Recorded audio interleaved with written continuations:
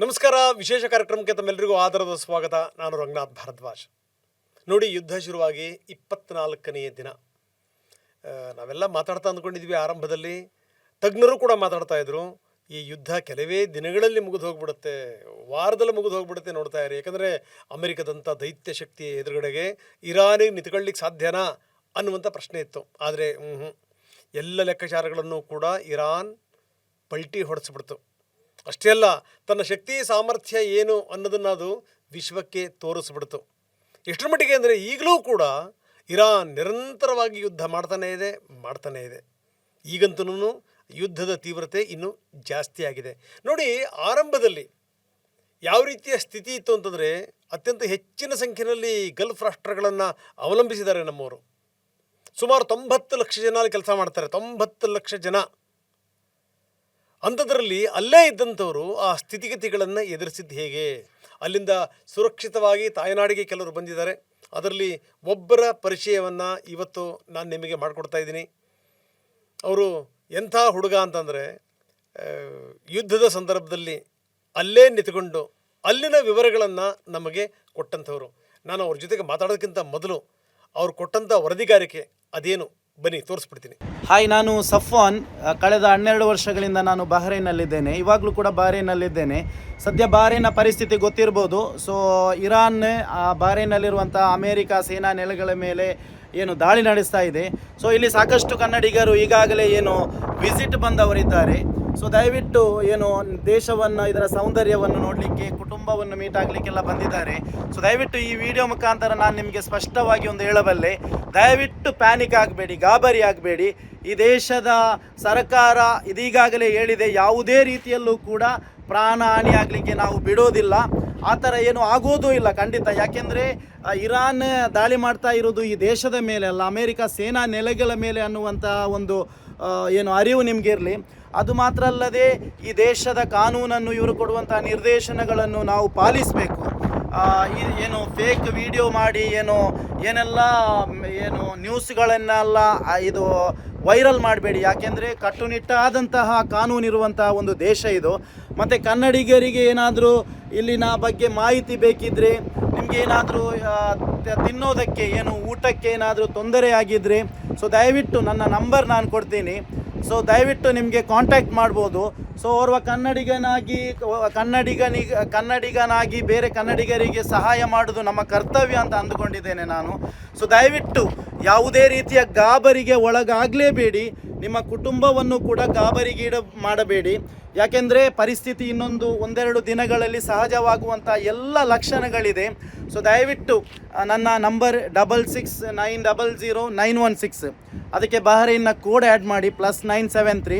So ನಮ್ಮಿಂದ ಏನೆಲ್ಲ ಇಲ್ಲಿನ ಫ್ಯಾಕ್ಟ್ ವಿಷಯಗಳನ್ನು ನಿಮಗೆ ಮಾಹಿತಿ ನೀಡಲಿಕ್ಕೆ ಸಾಧ್ಯ ಇದೆ, ನಿಮಗೆ ಧೈರ್ಯ ತುಂಬಲಿಕ್ಕೆ ಸಾಧ್ಯ ಇದೆ, ಎಲ್ಲವನ್ನು ಮಾಡಲಿಕ್ಕೆ ನಾವು ಸಜ್ಜಾಗಿದ್ದೇವೆ. ದಯವಿಟ್ಟು ಮತ್ತೊಮ್ಮೆ ಹೇಳ್ತಾ ಇದ್ದೀನಿ, ಈ ದೇಶದ ಕಾನೂನನ್ನು, ಇಲ್ಲಿ ಇವರು ನೀಡುವಂತಹ ನಿರ್ದೇಶನಗಳನ್ನೆಲ್ಲ ಪಾಲಿಸಿ. ಸೊ ಸ್ವಾಭಾವಿಕ ಸಹಜ ಸ್ಥಿತಿಗೆ ಒಂದೆರಡು ದಿನಗಳಲ್ಲಿ ಮರಳುವಂತಹ ವಿಶ್ವಾಸ ಇದೆ. ದಯವಿಟ್ಟು ಸೊ ಎಲ್ಲರೂ ಕೂಡ ಸೇಫ್ ಆಗಿರಿ. ಎಗೈನ್ ಆ್ಯಂಡ್ ಎಗೈನ್ ಹೇಳ್ತಾ ಇದ್ದೇವೆ, ಯಾವುದೇ ರೀತಿಯ ಗಾಬರಿಗೊಳಗಾಗಬೇಡಿ. So stay safe. Thank you. Yes, ಈ ವರದಿ ನೋಡಿದ್ರಲ್ಲ, ಇದು ನೋಡಿ, ಅದೇ ಹುಡುಗ, ಅದೇ ಯಂಗ್ ಆ್ಯಂಡ್ ಎನರ್ಜೆಟಿಕ್ ಮ್ಯಾನ್ ಇವತ್ತು ನಮ್ಮ ಸ್ಟುಡಿಯೋದಲ್ಲಿದ್ದಾರೆ. ಬಹ್ರೈನಿಂದ ಬಂದಿದ್ದಾರೆ. ಬಹ್ರೈನ್ನ ಸ್ಥಿತಿಗತಿಗಳು ಏನು, ಬನ್ನಿ. ಸಫ್ವಾನ್ ನಮ್ಮ ಜೊತೆಗೆ ಜಾಯ್ನ್ ಆಗಿದ್ದಾರೆ. ಸಫ್ವಾನ್, ಕಾರ್ಯಕ್ರಮಕ್ಕೆ ತಮಗೆ ಸ್ವಾಗತ. Thanks sir. ಮತ್ತೊಂದು ಸರಿ ನಿಮಗೆ ಅಭಿನಂದನೆಗಳು. ಯಾಕಂದರೆ ಯುದ್ಧ ಶುರುವಾದಂಥ ಸಂದರ್ಭದಲ್ಲಿ ನೀವು ಕೊಟ್ಟಂಥ ವರದಿಗಾರಿಕೆ ಇದೆಯಲ್ಲ, ಅದು ಬಹಳ ಫೇಮಸ್ ಆಗಿತ್ತು.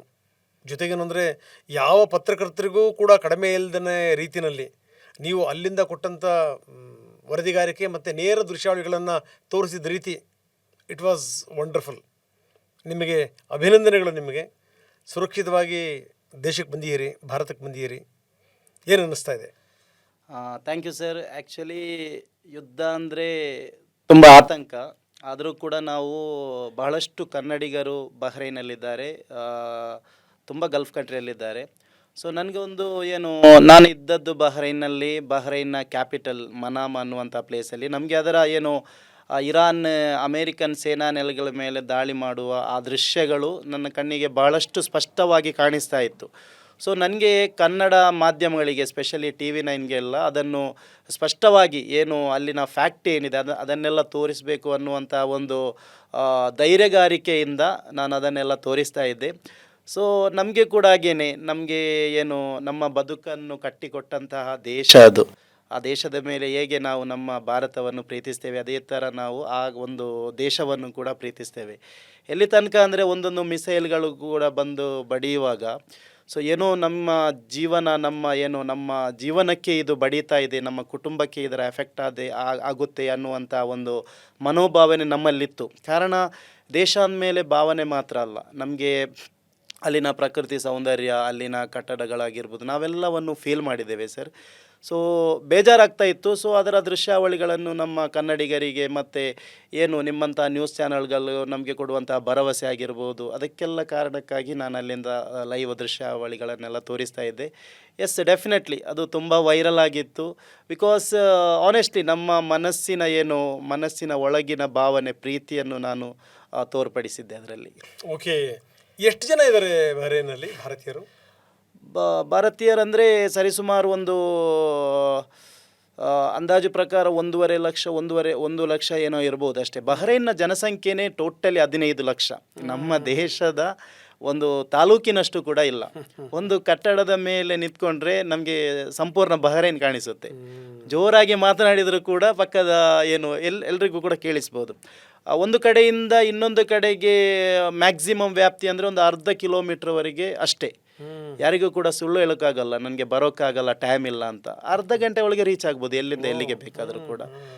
ಹಾಗೆ ಓಕೆ, ನೋಡಿ, ಒಬ್ಬ ಮನುಷ್ಯನ ಮಾತುಗಾರಿಕೆ ಇಷ್ಟವಾಗುತ್ತೆ ಅಂತಂತಂದರೆ ಸೆಫಾನ್, ಅದಕ್ಕೆ ಕಾರಣಗಳಿರ್ತವೆ. ಸುಮ್ಮನೆ ಮಾತಾಡ್ಬಿಟ್ರೆ ಡ್ರೈ ಮಾತು ಅಂತ ಅನ್ಸ್ಬಿಡುತ್ತೆ, ಅಥವಾ ಏನಾದರೂ ನಾಟಕ ಆಡಿಬಿಟ್ರೆ 2 ನಿಮಿಷದಲ್ಲಿ ಗೊತ್ತಾಗ್ಬಿಡುತ್ತೆ ಈ ವ್ಯಕ್ತಿ ನಾಟಕ ಆಡ್ತಾ ಇದ್ದಾನೆ ಅಂತ. ಯಾವ ವ್ಯಕ್ತಿಯ ಮಾತುಗಳು ತುಂಬ ಮನಸ್ಸಿಗೆ ಮುಟ್ತವೆ ಅಂತಂದರೆ ಆ ಮನುಷ್ಯನ ಒಳಗಡೆಗೆ ಪ್ರಾಮಾಣಿಕತೆ ಇದ್ದಾಗ ಮಾತ್ರ, ಜೀವನ ಪ್ರೀತಿ ಇದ್ದಾಗ ಮಾತ್ರ, ಜೊತೆಗೆ ಏನಂದರೆ ಈ ಮಾತೃಭೂಮಿಯ ಬಗ್ಗೆ ಪ್ರೀತಿ ಇದ್ರೆ ಮಾತ್ರ. ಸೊ ನಿಮ್ಮ ಮಾತಲ್ಲಿ ಅವತ್ತು ನಾನೇ ನಿಮ್ಮನ್ನು ಲೈವ್ ತಗೊಂಡಿತ್ತು, ಅದಕ್ಕೋಸ್ಕರನೇ ಇವತ್ತು ನಾನೇ ಕೂತಿರೋದು ನಿಮ್ಮ ಜೊತೆಗೆ ಮಾತಾಡಲಿಕ್ಕೆ. ನನಗೆ ಪ್ರತಿ ಮಾತಲ್ಲಿ ಕಂಡಿದ್ದು ನಿಮಗೆ ಆ ದೇಶಭಕ್ತಿ ಕಾಣುತ್ತೋ, ಆ ಕಾಳಜಿ ಕಾಣುತ್ತೋ, ಜೊತೆಗೆ ಈ ರೀತಿ ಆಗ್ತಾ ಇದೆಯಲ್ಲ ಒಂದು ದೇಶದ ಮೇಲೆ, ನಾವು ನಂಬಿರುವಂಥ ದೇಶ ಅನ್ನುವಂಥ ಕಳವಳ ಕಾಣ್ತಾವ, ಕನ್ಸರ್ನ್ ಕಾಣ್ತಾವ. ಅದು ಬಹಳ ಇಷ್ಟವಾಗಿತ್ತು. ಏನು ಅನ್ನಿಸ್ತು ಯುದ್ಧ ಶುರುವಾಗಿದೆ ಅಂತ ನಿಮ್ಗೆ ಗೊತ್ತಾಗಿದ್ದೆ? ಯಾವಾಗ ಗೊತ್ತಾದ ಮೇಲೆ ಆದಂಥ ಸ್ಥಿತಿಗತಿಗಳು?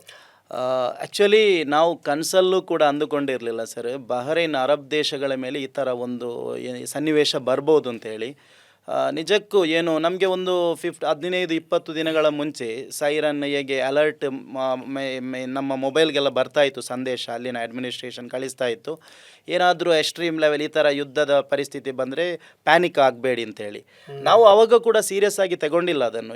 ನಮಗೆ ಒಂದು 0% ಪ್ಯಾನಿಕ್. ಅಲ್ಲಿ ನಾವು ಪ್ರಶಾಂತವಾಗಿದ್ವಿ, ನಾವು ಕೂಲಾಗಿದ್ವಿ. ನಮ್ಮ ಡ್ಯೂಟಿ, ಬಹ್ರೈನ್ನ ಎಲ್ಲ ಪರಿಸರ ಕೂಡ ನಾರ್ಮಲಿ, ಶಾಪಿಂಗ್ ಮಾಲ್ಗಳು, ಜನಜೀವನ ಎಲ್ಲ ತುಂಬ ಒಳ್ಳೆಯದಾಗಿತ್ತು. ಸಡನ್ಲಿ ರಂಜಾನ್ನ 11ರ ದಿನ, ಇವತ್ತಿಗೆ 23 ದಿನ ಏನಿದೆ, ಸಡನ್ನಾಗಿ ಒಂದು ಬಹ್ರೈನ್ನ ಸಮಯ 10:30 ಗಂಟೆ, ಸರಿಸುಮಾರು ಬಹ್ರೈನ್ನ 11:30 1 ಗಂಟೆ ಸಮಯಕ್ಕೆ ನೇರ ಮಿಸೈಲ್ ಬಂದು ಅಮೇರಿಕನ್ ಸೇನಾ ನೆಲೆಗಳ ಮೇಲೆ ಬಿತ್ತು. ಅದರ ಶಬ್ದ ಎಷ್ಟರ ಮಟ್ಟಿಗೆ ಇತ್ತು ಅಂದರೆ ಒಮ್ಮೆ ನಮಗೇನೆ ಬಂದು ಬಿದ್ದ ಥರ ಇತ್ತು. ಕಾರಣ ಬಹ್ರೈನ್ ಸಣ್ಣ ದೇಶ, ನಾನು ಹೇಳಿರುವಾಗೆ. ಸೊ ತುಂಬ ಬೇಜಾರಾಯಿತು. ಯಾಕೆಂದರೆ ಅಮೇರಿಕನ್ ಸೇನಾ ನೆಲೆಗಳ ಮೇಲೆ ಬಿತ್ತು ಅಂತೇಳಿ ನಮಗೇನು ಖುಷಿ ಇಲ್ಲ. ಯಾಕೆಂದರೆ ಅಮೇರಿಕನ್ ಸೇನಾ ನೆಲೆಗಳಲ್ಲೂ ಕೂಡ, ಅಲ್ಲಿ ಕೂಡ ಅದರ ವ್ಯಾಪ್ತಿ ಒಳಗಡೆ ನಮ್ಮ ತುಂಬ ಮಂಗಳೂರಿಗರು, ಬೆಂಗಳೂರಿನವರು, ಭಾರತೀಯರೆಲ್ಲ ಕೆಲಸ ಮಾಡ್ತಾ ಇದ್ದಾರೆ. ನಾವು ಇಮ್ಯಾಜಿನ್ ಮಾಡಬೇಕು, ಸೇನಾ ನೆಲೆಗಳ ಮೇಲೆ ಬಿತ್ತು ಅಂತ ಹೇಳಿದರೆ ಖುಷಿ ಪಡುವಂಥದ್ದು ಏನಿಲ್ಲ ನಮಗೆ. ಆ್ಯಕ್ಚುಲಿ ನಾವು ಸ್ವಲ್ಪ ಡೀಪಾಗಿ ಥಿಂಕ್ ಮಾಡಿದರೆ ಎಷ್ಟೋ ಜನರು ಇವಾಗ ಉದ್ಯೋಗದಲ್ಲಿಲ್ಲ, ಅವರ ಕೆಲಸ ಕಳೆದುಕೊಂಡಿದ್ದಾರೆ. ಎಷ್ಟರ ಮಟ್ಟಿಗೆ ಅಂದರೆ ಅಲ್ಲಿನ ರ್ಯಾಡಾರ್, ಆ ಪ್ರಥಮ ಮಿಸೈಲೇ ಬೀಳುವಾಗ ಅಲ್ಲಿನ ರ್ಯಾಡಾರ್ ಸಂಪೂರ್ಣವಾಗಿ ನಾಶ ಆಗಿದೆ. ತದನಂತರ ನಾನೊಂದು 3-4 ದಿನ ಬಿಟ್ಟು ಅದೇ ರೂಟಲ್ಲಿ ಹೋಗಿ ನೋಡುವಾಗ ತುಂಬ ಧ್ವಂಸ ಆಗಿತ್ತು. ಅದು ತುಂಬ ಒಂದು ಗುಡಿಸಲಿಗೆ ಬೆಂಕಿ ಬಿದ್ದರೆ ಯಾವ ಥರ ನಮಗೆ ಕಾಣಿಸುತ್ತೆ, ಸಂಪೂರ್ಣವಾಗಿ ಭಸ್ಮ ಆಗಿತ್ತು. ಸೊ ತುಂಬ ಸ್ನೇಹಿತರಿದ್ದಾರೆ, ನಮ್ಮ ಅಕ್ಕಪಕ್ಕದ ಸಂಬಂಧಿಕರು ಕೂಡ ಇದ್ದಾರೆ ಅದರ ಒಳಗಡೆ. ಅಂದರೆ ಅದರ ಒಳಗಡೆ ಶಾಪಿಂಗ್ ಮಾಲ್ ಇದೆ, ಮತ್ತು ಫುಡ್ ಕೋರ್ಟ್ ಇದೆ, ಮತ್ತು ತುಂಬ ಇದೆ. ಅಲ್ಲೆಲ್ಲ ಕೆಲಸ ಮಾಡುವವರೆಲ್ಲ ಇವಾಗ ಕೆಲಸ ಇಲ್ಲದೆ ಮನೆಯಲ್ಲೇ ಇದ್ದಾರೆ, ಆತಂಕದಲ್ಲಿದ್ದಾರೆ. ಯಾಕೆಂದರೆ ಫ್ಯಾಮಿಲೀಸ್ ಎಲ್ಲ ಇದೆ, ಮತ್ತು ಅವರಿಗೆ ಸಿಗುವಂಥ ಸಂಬಳ ಬಂದಿದೆಯಾ ಇಲ್ವಾ ಆ ಥರ ಎಲ್ಲ ತುಂಬ ಅಂದರೆ ಒಬ್ಬನ ದುಡಿಮೆಯಿಂದ ಒಂದು ಫ್ಯಾಮಿಲಿಯೇ ನಡೆಯುತ್ತೆ. ಒಬ್ಬ ಒಳ್ಳೆಯ ಉದ್ಯೋಗದಲ್ಲಿದ್ದರೆ. ಸೊ ಅಂಥ ಒಬ್ಬನಿಗೆ ಉದ್ಯೋಗ ಇಲ್ಲ ಅಂತ ಆದರೆ ನೋಡಿ, ಬಡವನಿಗೆ ಬೇಕಾದರೆ ಊರಲ್ಲಿ ಸಹಾಯ ಮಾಡುವವರು ತುಂಬ ಮಂದಿ ಇರ್ತಾರೆ. ಈ ಮಿಡಲ್ ಕ್ಲಾಸ್ನವರು ಸ್ವಲ್ಪ ಶ್ರೀಮಂತರು ಕಷ್ಟದಲ್ಲಿದ್ದರೆ ಆ ಕಷ್ಟ ಯಾರಿಗೂ ಕೂಡ ಗೊತ್ತಾಗಲ್ಲ. ಮನೆಯಲ್ಲಿ ಒಂದೆರಡು ಕಾರುಗಳಿರುತ್ತೆ, ದೊಡ್ಡ ಮನೆ ಇರುತ್ತೆ. ಸೊ ಅಂಥ ಪರಿಸ್ಥಿತಿ ಇವಾಗ ಆಗಿದೆ. ಸೊ ಅವರನ್ನು ಯಾರೂ ಅರ್ಥ ಮಾಡ್ತಾ ಇಲ್ಲ. ಸೊ ಅದೆಲ್ಲ ನೆನೆಸಿ ತುಂಬ ಬೇಜಾರಾಯಿತು. ಮತ್ತು ನೋಡಿ, ನಮಗೆ ಏನು ಮಾಡಲಿಕ್ಕೆ ಸಾಧ್ಯ ಇಲ್ಲ, ನಮಗೆ ಯುದ್ಧ ನಿಲ್ಲಿಸಲಿಕ್ಕೆ ಸಾಧ್ಯ ಇಲ್ಲ. ಬಟ್ ನಮಗೆ ಅನ್ನ ಆಹಾರ ಕೊಟ್ಟಂಥ ದೇಶದ ಮೇಲಿರುವಂಥ ಪ್ರೀತಿಯನ್ನು ತೋರಿಸ್ಬೋದು, ನಮಗೆ ಪ್ರಾರ್ಥನೆ ಮಾಡ್ಬೋದು, ಮತ್ತು ನಮಗೆ ಯಾರಿಗಾದರೂ ನೆರವಾಗ್ಬೋದು. ಸೊ ನಾನು ಕೂಡ ಹಾಗೇನೆ ಈ ಟಿ ವಿಗಳಿಗೆಲ್ಲ ಅಲ್ಲಿಂದ ಲೈವ್ ಕೊಡ್ತಾ ಇದ್ದದ್ದು ಮೇಯ್ನ್ಲಿ ಒಂದು ಉದ್ದೇಶ ಏನಂದರೆ, ಇಲ್ಲಿನ ನಮ್ಮ ಫ್ಯಾಮಿಲಿ ಇರುವವರು ಏನು ಪ್ಯಾನಿಕ್ ಆಗಬಾರ್ದು, ಅಲ್ಲಿನ ಪರಿಸ್ಥಿತಿ ಏನು ಜನರಿಗೆ ಏನು ಆಗ್ತಾ ಇಲ್ಲ ಅನ್ನುವಂಥದ್ದು ಅದನ್ನು ತೋರಿಸಲಿಕ್ಕೆ ನಾನು ಕೊಡ್ತಾ ಇದ್ದದ್ದು. ಸೊ ಮತ್ತು ಆ ದೇಶದ ಮೇಲಿನ ಪ್ರೀತಿ ಯಾವ ಥರ ಅಂದರೆ, ನನ್ನನ್ನು ಜನರು ಇಲ್ಲಿ ಗುರುತಿಸುವುದು ಸಫ್ವಾನ್ ಬಹ್ರೈನ್ ಅಂತೇಳಿ. ಯಾಕೆಂದರೆ ಅಷ್ಟರ ಮಟ್ಟಿಗೆ ಆ ದೇಶದ ಜೊತೆ ಒಂದು ಬಾಂಡಿಂಗ್ ಇದೆ. ಸೊ ಅಲ್ಲಿನ ನ್ಯಾಷನಲ್ ಡೇ ಆಗುವಾಗ ನಾವು ಅಲ್ಲಿನ ಧ್ವಜದ ಜೊತೆ ಇಂಡಿಯನ್ ಫ್ಲ್ಯಾಗನ್ನು ಹಾರಿಸೋದು, ಮತ್ತು ಏನು ಅಲ್ಲಿನ ಕಡಲಿನಲ್ಲಿ ನಾನು ಜೆಟ್ಸ್ಕಿ ಡ್ರೈವ್ ಹೋಗ್ತೇನೆ ಕಡಲಿನಲ್ಲಿ, ಆವಾಗ ಕೂಡ ಹಾಗೇನೆ ಈ ಅಲ್ಲಿನ ಇಂಡಿಯನ್ ಫ್ಲಾಗ್ ಎಲ್ಲ ನಾವು ತಗೊಂಡು ಹೋಗೋದು ಒಂಥರ. ಒಂದು ಕೇಳಿದೆ, ಒಂದ್ಸರಿ ನೀವು ಅತ್ಯಂತ ಎತ್ತರದ ಪ್ರದೇಶದಿಂದ ಕೆಳಗಡೆ ಹಾರತಾ ಭಾರತದ ಧ್ವಜವನ್ನು ಪ್ರದರ್ಶನ ಮಾಡಿ. ಎಸ್, ಅದು ದುಬೈನಲ್ಲಿ. ಆಕ್ಚುಲಿ ಅದು ಕೂಡ ಅರಬ್ ದೇಶ. ಅದು 13,000 ಅಡಿ ಎತ್ತರದ ಪ್ರಪಂಚದ ಅತಿ ದೊಡ್ಡ ಸ್ಕೈ ಡೈವ್ ಅದು ಪಾಮ್ ಜುಮೈರಾದಲ್ಲಿರೋದು. ಅದು ಬುರ್ಜ್ ಖಲೀಫಕ್ಕಿಂತಲೂ ಅತ್ಯಂತ ಎತ್ತರ ಇದೆ ಅದು. ಸೊ ಅಲ್ಲಿಂದ ಡೈವ್ ಮಾಡುವಾಗ ಕೂಡ ಹಾಗೇನೆ ನನ್ನ ದೇಶದ ಏನು ಧ್ವಜವನ್ನು ಇಟ್ಕೊಂಡು ನಾನು ಡೈವ್ ಮಾಡಿದೆ. ಆ್ಯಕ್ಚುಲಿ ನಮಗೆ ಈ ಪ್ರೀತಿ ಎಲ್ಲ ಉಂಟಲ್ವಾ, ದೇಶ ಅಂದಮೇಲೆ ನಮಗೆ ಆ ಪ್ರೀತಿ ಇದೆ. ದೇಶದ ಜೊತೆ ಮಾತ್ರ ಅಲ್ಲ, ನಮಗೆ ಅನ್ನ ಆಹಾರ ದುಡಿಮೆಯನ್ನು ಕೊಟ್ಟಂಥ ನಾವು ಯಾವ ದೇಶದಲ್ಲಿರ್ತೀವಿ ಆ ದೇಶದ ಮೇಲೂ ಕೂಡ ಪ್ರೀತಿ ಇರುತ್ತೆ. ಮತ್ತು ನಮ್ಮ ಬಹ್ರೈನ್ ದೇಶದ ಒಂದು ವಿಶೇಷ ಏನಂದರೆ, ಅದು ನಮ್ಮ ಭಾರತದ ಜೊತೆ ಭಾಳಷ್ಟು ಅನ್ಯೋನ್ಯತೆಯಿಂದ ಇದೆ, ಭಾಳಷ್ಟು ಸಂಬಂಧಗಳೆಲ್ಲ ಒಳ್ಳೆಯದಿದೆ. ಸೊ ಮತ್ತು ಮಲ್ಟಿ ಕಲ್ಚರಲ್ ದೇಶ. ನಾನು ಅವತ್ತು ಹೇಳಿದಾಗೆ ದೇವಸ್ಥಾನ ಇದೆ, ಚರ್ಚ್ ಇದೆ, ಮಸೀದಿಗಳಿಗೆ ಇದೆ. ಅಲ್ಲಿನ ಅರಬರು ಕೂಡ ಹಾಗೇನೆ ಎಲ್ಲರ ಜೊತೆನೂ ಭಾಳಷ್ಟು ಪ್ರೀತಿ. ಮತ್ತೊಂದು ವಿಶೇಷವಾಗಿ ಈ ಒಂದು ಪಾಡ್ಕಾಸ್ಟ್ ಮುಖಾಂತರ ನಾನು ಹೇಳಲಿಕ್ಕೆ ಇಷ್ಟಪಡೋದು, ಸೊ ಆ ದೇಶದ ಅಡ್ಮಿನಿಸ್ಟ್ರೇಷನ್, ರಾಜರಿಗೆ, ಮಿಲಿಟರಿ ಪಡೆಗಳಿಗೆ, ಅಲ್ಲಿನ ಸರ್ಕಾರಕ್ಕೆ ದೊಡ್ಡ ಬಿಗ್ ಥ್ಯಾಂಕ್ಸ್, ಧನ್ಯವಾದಗಳನ್ನು ಹೇಳ್ತೀನಿ. ಯಾಕೆಂದರೆ ಸರ್ ನೋಡಿ, ಕೆಲವೊಂದು ರಾಷ್ಟ್ರದಲ್ಲಿ ಯುದ್ಧ ಆಗುವಾಗ ಅಲ್ಲಿನ ಪ್ರಮುಖರು ಬೇರೆ ದೇಶದಲ್ಲಿ ಕುಳಿತುಕೊಂಡಿರ್ತಾರೆ ಬಂಕರ್ಗಳಲ್ಲೆಲ್ಲ. ನೀವು ಇಮ್ಯಾಜಿನ್ ಮಾಡಿ, ಬಹ್ರೈನ್ನ ಕಿಂಗ್ ಜಗತ್ತಿನ ಅದೆಷ್ಟೋ ದೊಡ್ಡ ಏನು ಸಿರಿವಂತರ ಪಟ್ಟಿಯಲ್ಲಿ ಒಬ್ಬರು ಅವರು ಕೂಡ. ಸೊ ಅವರೆಲ್ಲ ಪಬ್ಲಿಕ್ನಲ್ಲಿ ಕಾಣಿಸಿಕೊಳ್ತಾ ಇದ್ದಾರೆ. ಬಹ್ರೈನ್ ದೇಶದ ಕಿಂಗ್ ಅವರು ಮತ್ತು ಅವರ ಮಕ್ಕಳೆಲ್ಲ ಪಬ್ಲಿಕ್ನಲ್ಲಿ, ಶಾಪಿಂಗ್ ಮಾಲ್ಗಳಲ್ಲಿ, ಸ್ಟ್ರೀಟ್ಗಳಲ್ಲೆಲ್ಲ ಕಾಣಿಸಿಕೊಳ್ತಾ ಇದ್ದಾರೆ. ಅವರು ಕೊಡುವ ಮೆಸೇಜ್, ನಾವು ನಿಮ್ಮ ಜೊತೆ ಇದ್ದೇವೆ, ಪ್ಯಾನಿಕ್ ಆಗಬೇಡಿ ಅಂತ. ಅದು ಮಾತ್ರ ಅಲ್ಲ, ಅವರೊಂದು ಮಾತು ಹೇಳಿದರು, ಸೊ ಕಟ್ಟಡಗಳು ನಮ್ಮದು ನಾಶ ಆದರೆ ನಾವು ರೆಡಿ ಮಾಡ್ಕೊಳ್ಬೋದು, ಪರವಾಗಿಲ್ಲ, ನಮ್ಮ ದೇಶವಾಸಿಗಳ ರಕ್ಷಣೆ ನಮಗೆ ಇಂಪಾರ್ಟೆಂಟ್ ಅಂತ. ಜಸ್ಟ್ ಇಮ್ಯಾಜಿನ್ ಮಾಡಿ. ಅದು ಕೂಡ ಅವರು ಫಸ್ಟ್ ದೇಶವಾಸಿಗಳಿಗಿಂತ ಮುಂಚೆ ಅವರು ಹೇಳಿರುವಂಥ ಮಾತು ಅನಿವಾಸಿಗಳದ್ದು ಅಂತ, ಆ ದೇಶದಲ್ಲಿ ಬಂದಿರುವವರು, ವಿಸಿಟ್ ಬಂದಿರುವವರಾಗಿರ್ಬೋದು. ಸೊ ನಾವು ಅಪ್ರಿಷಿಯೇಟ್ ಮಾಡಲೇಬೇಕು. ಸೊ ಡೆಫಿನೆಟ್ಲಿ ಆ ಒಂದು ವಿಷಯದಲ್ಲಿ, ಸೊ ಇದುವರೆಗೂ ಕೂಡ ಬಹ್ರೈನಲ್ಲಿ ತುಂಬ ಡ್ಯಾಮೇಜ್ ಆಗಿದೆ. ಬಟ್ ಅಲ್ಲಿನ ಏನು ಕೆಲಸ ಮಾಡುವವರಿಗೆ, ಈ ಥರ ನಮ್ಮ ಥರ ವರ್ಕಿಂಗ್ ಹೋದವರಿಗೆ ಏನೂ ಆಗಿಲ್ಲ, ಎಲ್ಲರೂ ಸುರಕ್ಷಿತರಾಗಿದ್ದಾರೆ. ಮಾತ್ರ ಎಷ್ಟೇ ನಮಗೆ ಅಲ್ಲಿ ಏನು ಸುರಕ್ಷಿತ ಭಾವನೆ ಇದ್ದರೂ ಕೂಡ ಮಿಸೈಲ್ಗಳೆಲ್ಲ ಬೀಳುವಾಗ ತುಂಬ ಆತಂಕ ಆಗ್ತದೆ, ಅದೊಂದು ನಿಜ. ನೀವು ನೋಡಿ, ಇಲ್ಲಿನ ದೀಪಾವಳಿಯ ದೊಡ್ಡ ಪಟಾಕಿ ಸಿಡಿಯುವಾಗಲೇ ನಮಗೆ ಏನೋ ಭಯ ಆಗ್ತದೆ. ಆ ಮಿಸೈಲ್ಗಳು ಬಂದು ಬೀಳುವಾಗ ಒಂದು ಆತಂಕ ಇದೆ. ಮತ್ತು ಮುಂದಿನ ದಿನಗಳು ಏನಾಗ್ಬೋದು ಅನ್ನುವಂಥ ಒಂದು ಆತಂಕ ಭಯ ಸಹಜವಾಗಿಯೇ ಇದೆ ನಮಗೆ. ಅಲ್ಲ, ಏನು ತುಂಬ ದೊಡ್ಡ ಪ್ರಮಾಣದಲ್ಲಿ ಮಿಸೈಲ್ಗಳೆಲ್ಲ ಬಂದು ಅಪ್ಪಳಿಸಿದ್ವಾ? ಸರ್ ಡೆಫಿನೆಟ್ಲಿ ಬಹ್ರೈನ್ಗೆ ಆ್ಯಕ್ಚುಲಿ ಅದರ ಹಿಂದೆ ಒಂದು ರೀಸನ್ ಇದೆ. ಏನಂದರೆ, ಬಹ್ರೈನ್ ಅಮೇರಿಕನ್ ನೇವಿ ಬೇಸ್ ಬಹ್ರೈನಲ್ಲಿ ದೊಡ್ಡ ಪ್ರಮಾಣದಲ್ಲಿ ಅದು ಇರೋದು, ಭಾಳಷ್ಟು ದೊಡ್ಡದು. ಅಲ್ಲಿನ ಕೆಲವರೆಲ್ಲ ಹೇಳೋದು ನಾನು ಕೇಳಿದ್ದೇನೆ, ಇರಾನ್ನ ಸ್ಕೂಲ್ಗೆ ಒಂದು ದಾಳಿ ಮಾಡಿದ್ರಲ್ಲ, ಮಿಸೈಲ್ ಹಾಕಿದ್ರಲ್ಲ, 168 ಮಕ್ಕಳು ಏನು, ಅದು ಆ್ಯಕ್ಚುಲಿ ಅವರಿಗೆ ಒಂದು ಸಂಶಯ ಇರೋದು ಬಹ್ರೈನ್ನ ಬೇಸಿಂದ ಅವರು ಹಾಕಿರೋದು ಅಂತ, ಅಮೇರಿಕಾದವರು. ಹಾಗೆ ಅವರು ಮತ್ತೆ ಬಹ್ರೈನ್ಗೆ ನಿರಂತರವಾಗಿ ದಾಳಿ ಮಾಡ್ತಾ ಇದ್ರು. ಅದು ಎಷ್ಟೇ ದಾಳಿ ಮಾಡಿದರೂ ಕೂಡ ಜನವಸತಿ ಕೇಂದ್ರಗಳಿಗೆಲ್ಲ, ಅವರ ಸೇನಾ ನೆಲೆಗಳ ಮೇಲೆ, 5 ಸ್ಟಾರ್ ಹೋಟೆಲ್ಗಳ ಮೇಲೆ, ಮತ್ತು ಅವರಿಗೇನೋ ನಿರ್ದಿಷ್ಟ ಮಾಹಿತಿ ಇದೆ ಇರಾನ್ನವರಿಗೆ, ಏನು ಈ ಥರ ಅಮೇರಿಕನ್ಸ್ನ ಪ್ರಮುಖರು ಎಲ್ಲ ಇಲ್ಲೇ ಇರೋದು ಅಂತೇಳಿ ಅಲ್ಲಿಗೆ ಮಾತ್ರ ಅವರು ದಾಳಿ ಮಾಡಿರೋದು ಇದುವರೆಗೂ ಕೂಡ. ಯಾವುದೇ ರೀತಿಯ ಜನವಸತಿ ಇವನ್ ನೋಡಿ, ಅವ್ರಿಗೇನಾದರೂ ಅರಬ್ ದೇಶಗಳ ಮೇಲೆ ಏನಾದರೂ ಕೋಪ ಇರ್ತಿದ್ರೆ ಅವರು ಬಹ್ರೈನ್ನ, ನಾನಿರೋದು ಕ್ಯಾಪಿಟಲಲ್ಲಿ, ಬಹ್ರೈನ್ನ ಫಿನಾನ್ಷಿಯಲ್ ಹಾರ್ಬರ್ ಇರೋದು ಅಲ್ಲಿ, ಟ್ವಿನ್ ಟವರ್ ಇರೋದಲ್ಲಿ, ಪ್ರಮುಖ ಕಟ್ಟಡಗಳು ಅಲ್ಲೇ ಇರೋದು. ಸೊ ಅವರ ಗುರಿ ಎಷ್ಟರ ಮಟ್ಟಿಗೆ ಅಂದರೆ, ಸಾವಿರಾರು ಕಟ್ಟಡಗಳ ನಡುವೆ ಅಮೇರಿಕನ್ ಏನು ಎಲ್ಲಿ ತಂಗಿದ್ದಾರೆ ಶಾರ್ಪ್ ಅಲ್ಲಿಗೆ ಬಂದು ಬೀಳುತ್ತೆ. ಅದು ಅವರ ನೋಡಿ, ಜಗತ್ತು ಇವಾಗ ವಿಸ್ಮಯಗೊಂಡಿದೆ. ಯಾರಿಗೂ ಕೂಡ ಗೊತ್ತಿರಲಿಕ್ಕಿಲ್ಲ, ಇದುವರೆಗೂ ಕೂಡ ಇಮ್ಯಾಜಿನ್ ಮಾಡಿಲ್ಲ ಏನು ಇರಾನ್ನವರು ಇಷ್ಟೊಂದು ಪ್ರಬಲಶಾಲಿಗಳಾಗಿರ್ಬೋದು ಅಂತ ಹೇಳಿ. ಎಲ್ಲರೂ ಕೂಡ ಅಂದುಕೊಂಡಿರೋದು ಅಮೇರಿಕ ಅಲ್ವಾ, ಅದು ಆನೆ ಎದುರು ಒಂದು ಸಣ್ಣ ಆಡಿನ ಮರಿ ಏನು ದಾಳಿ ಮಾಡಿದರೆ ಆನೆ ತುಳಿದಾಕ್ಬೋದು, ಆ ಥರ ಒಂದು ಮೆಂಟ್ಯಾಲಿಟಿ ಇತ್ತು. ಬಟ್ ಅದೆಲ್ಲ ಇವಾಗ ಏನಾಗಿದೆ ಗೊತ್ತಾ, ಇರಾನ್ ಎಷ್ಟರ ಮಟ್ಟಿಗೆ ಸ್ಟ್ರಾಂಗ್ ಅನ್ನೋದನ್ನು ಜಗತ್ತಿಗೆ ತೋರಿಸಿಕೊಟ್ಟಿದೆ. ನಾನು ಸಪೋರ್ಟಿವ್ ಮಾಡಿ ಮಾತನಾಡೋದಲ್ಲ, ಬಟ್ ಅಮೇರಿಕ ಅನ್ನುವಂಥ ಏನು ಈ ಒಂದು ನೀಚ ಮನಸ್ಥಿತಿ ಅವರಿಗೆ ಏನು ಎಲ್ಲ ದೇಶ, ಅವ್ರು ನೋಡಿ 1952 ಇಂದ ಇದುವರೆಗೂ ಕೂಡ ಸಾಕಷ್ಟು ಕಂಟ್ರಿಗಳ ಮೇಲೆ ದಾಳಿ ಮಾಡಿದ್ದಾರೆ. ಇಂಟೆನ್ಷನ್ ಒಂದೇ, ಹೇಳೋದೊಂದು ಮಾಡೋದೊಂದು. ಇಂಟೆನ್ಷನ್ ಹೇಳೋದು ಶಾಂತಿ, ನಾವು ಅಲ್ಲಿ ಏನು ಮೂಲಭೂತ ಹಕ್ಕುಗಳಿಗಾಗಿ ಹೋರಾಡೋದು, ಏನಿಲ್ಲ. ಅವ್ರು ಆ್ಯಕ್ಚುಲಿ ಅಲ್ಲಿ ಏನಾದರೂ ಸಂಪತ್ತಿನ ಮೂಲ ಇದ್ದರೆ, ಎನರ್ಜೀಸ್ ಇದ್ದರೆ, ಪೆಟ್ರೋಲಿಯಂ ಇದ್ದರೆ ಅದನ್ನು ಕಬ್ಜಾ ಮಾಡಿಕೊಂಡು ಅದನ್ನು ಅವರು ಇದು ಮಾಡಿಕೊಂಡು ಜಗತ್ತಿಗೆ ದೊಡ್ಡನಾಗಿರಬೇಕು ಅಂತ. ಬಟ್ ಈ ಸಲ ಏನಾಗಿದೆ ಗೊತ್ತಾ, ಈಗ ಈ ಸಲ ಮಾತ್ರ ತಿರುಗಿ ಕೊಟ್ಟಿದ್ದಾರೆ, ಚೆನ್ನಾಗಿ ಕೊಟ್ಟಿದ್ದಾರೆ. ಒಂಥರ ಜಗತ್ತಿನ ನೋಡಿ, ಪ್ರತಿಯೊಬ್ಬರ ಮನೆಗೂ ಕೂಡ ಇದರ ಎಫೆಕ್ಟ್ ತಟ್ಟಿದೆ. ಈಗೆಲ್ಲ ಈಗ ನಾವು ಕೂಡ ಅನುಭವಿಸ್ತಾ ಇದ್ದೀವಿ. ಇದೆಲ್ಲದರ ಜೊತೆಗೆ ಈ ಬಹ್ರೈನ್ ಬಗ್ಗೆ ಮಾತಾಡಬೇಕು. ಬಹ್ರೈನಲ್ಲಿ ಈ ಪ್ರಮುಖವಾದಂಥ ಕಂಪ್ನಿಗಳು ಅವೆಲ್ಲವೂ ಕೂಡ ಯಾವ್ಯಾವ್ದಿದೆ, ಜೊತೆಗೇನು ಅಂದರೆ ನಾನು ಕೇಳಿದೆ ಅಲ್ಲಿ ಒಂದು ಕನ್ನಡ ಸಂಘ ಕೂಡ ಇದೆ, ಕನ್ನಡಿಗರು ಭಾಳ ದೊಡ್ಡ ಸಂಖ್ಯೆನಲ್ಲಿದ್ದಾರೆ ಅಂತ ಹೇಳಿ ಅಂತ. ಹೌದು, ಎಸ್. ಬಹ್ರೈನಲ್ಲಿ ನೋಡಿ ಸರ್, ಬ್ಯಾಪ್ಕೋ ಅಂತೇಳಿ ಒಂದು ಕಂಪನಿ ಇದೆ, ಬಹ್ರೈನ್ ಪೆಟ್ರೋಲಿಯಂ ಕಂಪನಿ ಅಂತ. ನೀವೊಂದು ಮಾತು ಅರ್ಥ ಮಾಡ್ಕೊಳ್ಬೇಕು.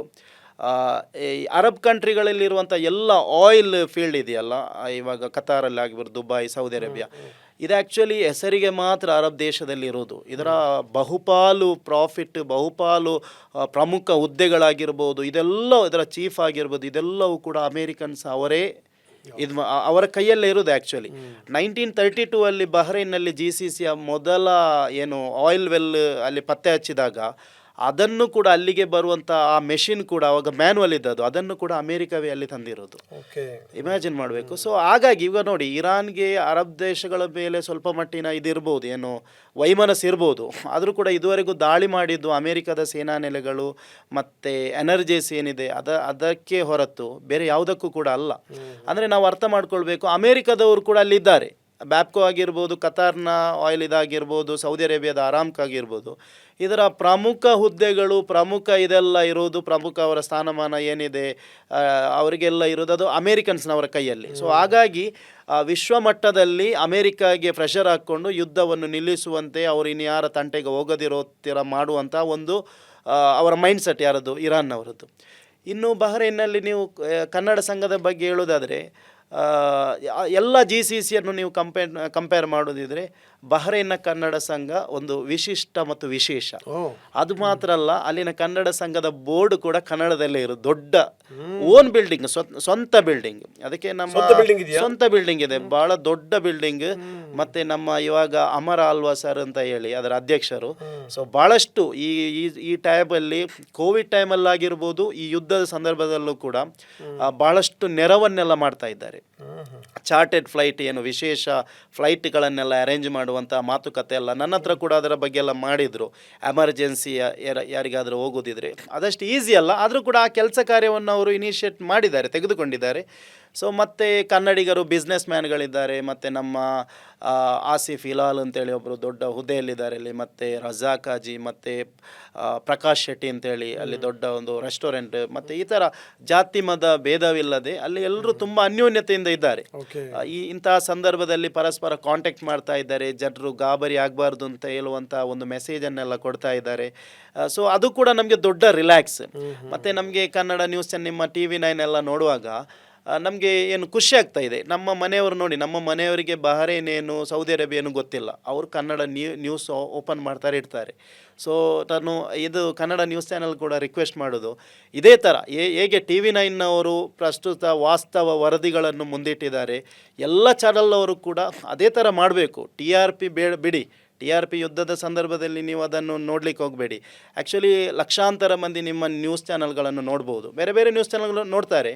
ನೀವು ನಿಮ್ಮ ವರದಿಗಾರಿಕೆ ಮಾತ್ರ ಗಾಬರಿ ಆತಂಕ ಉಂಟು ಮಾಡೋ ಥರ ಮಾಡಬೇಡಿ.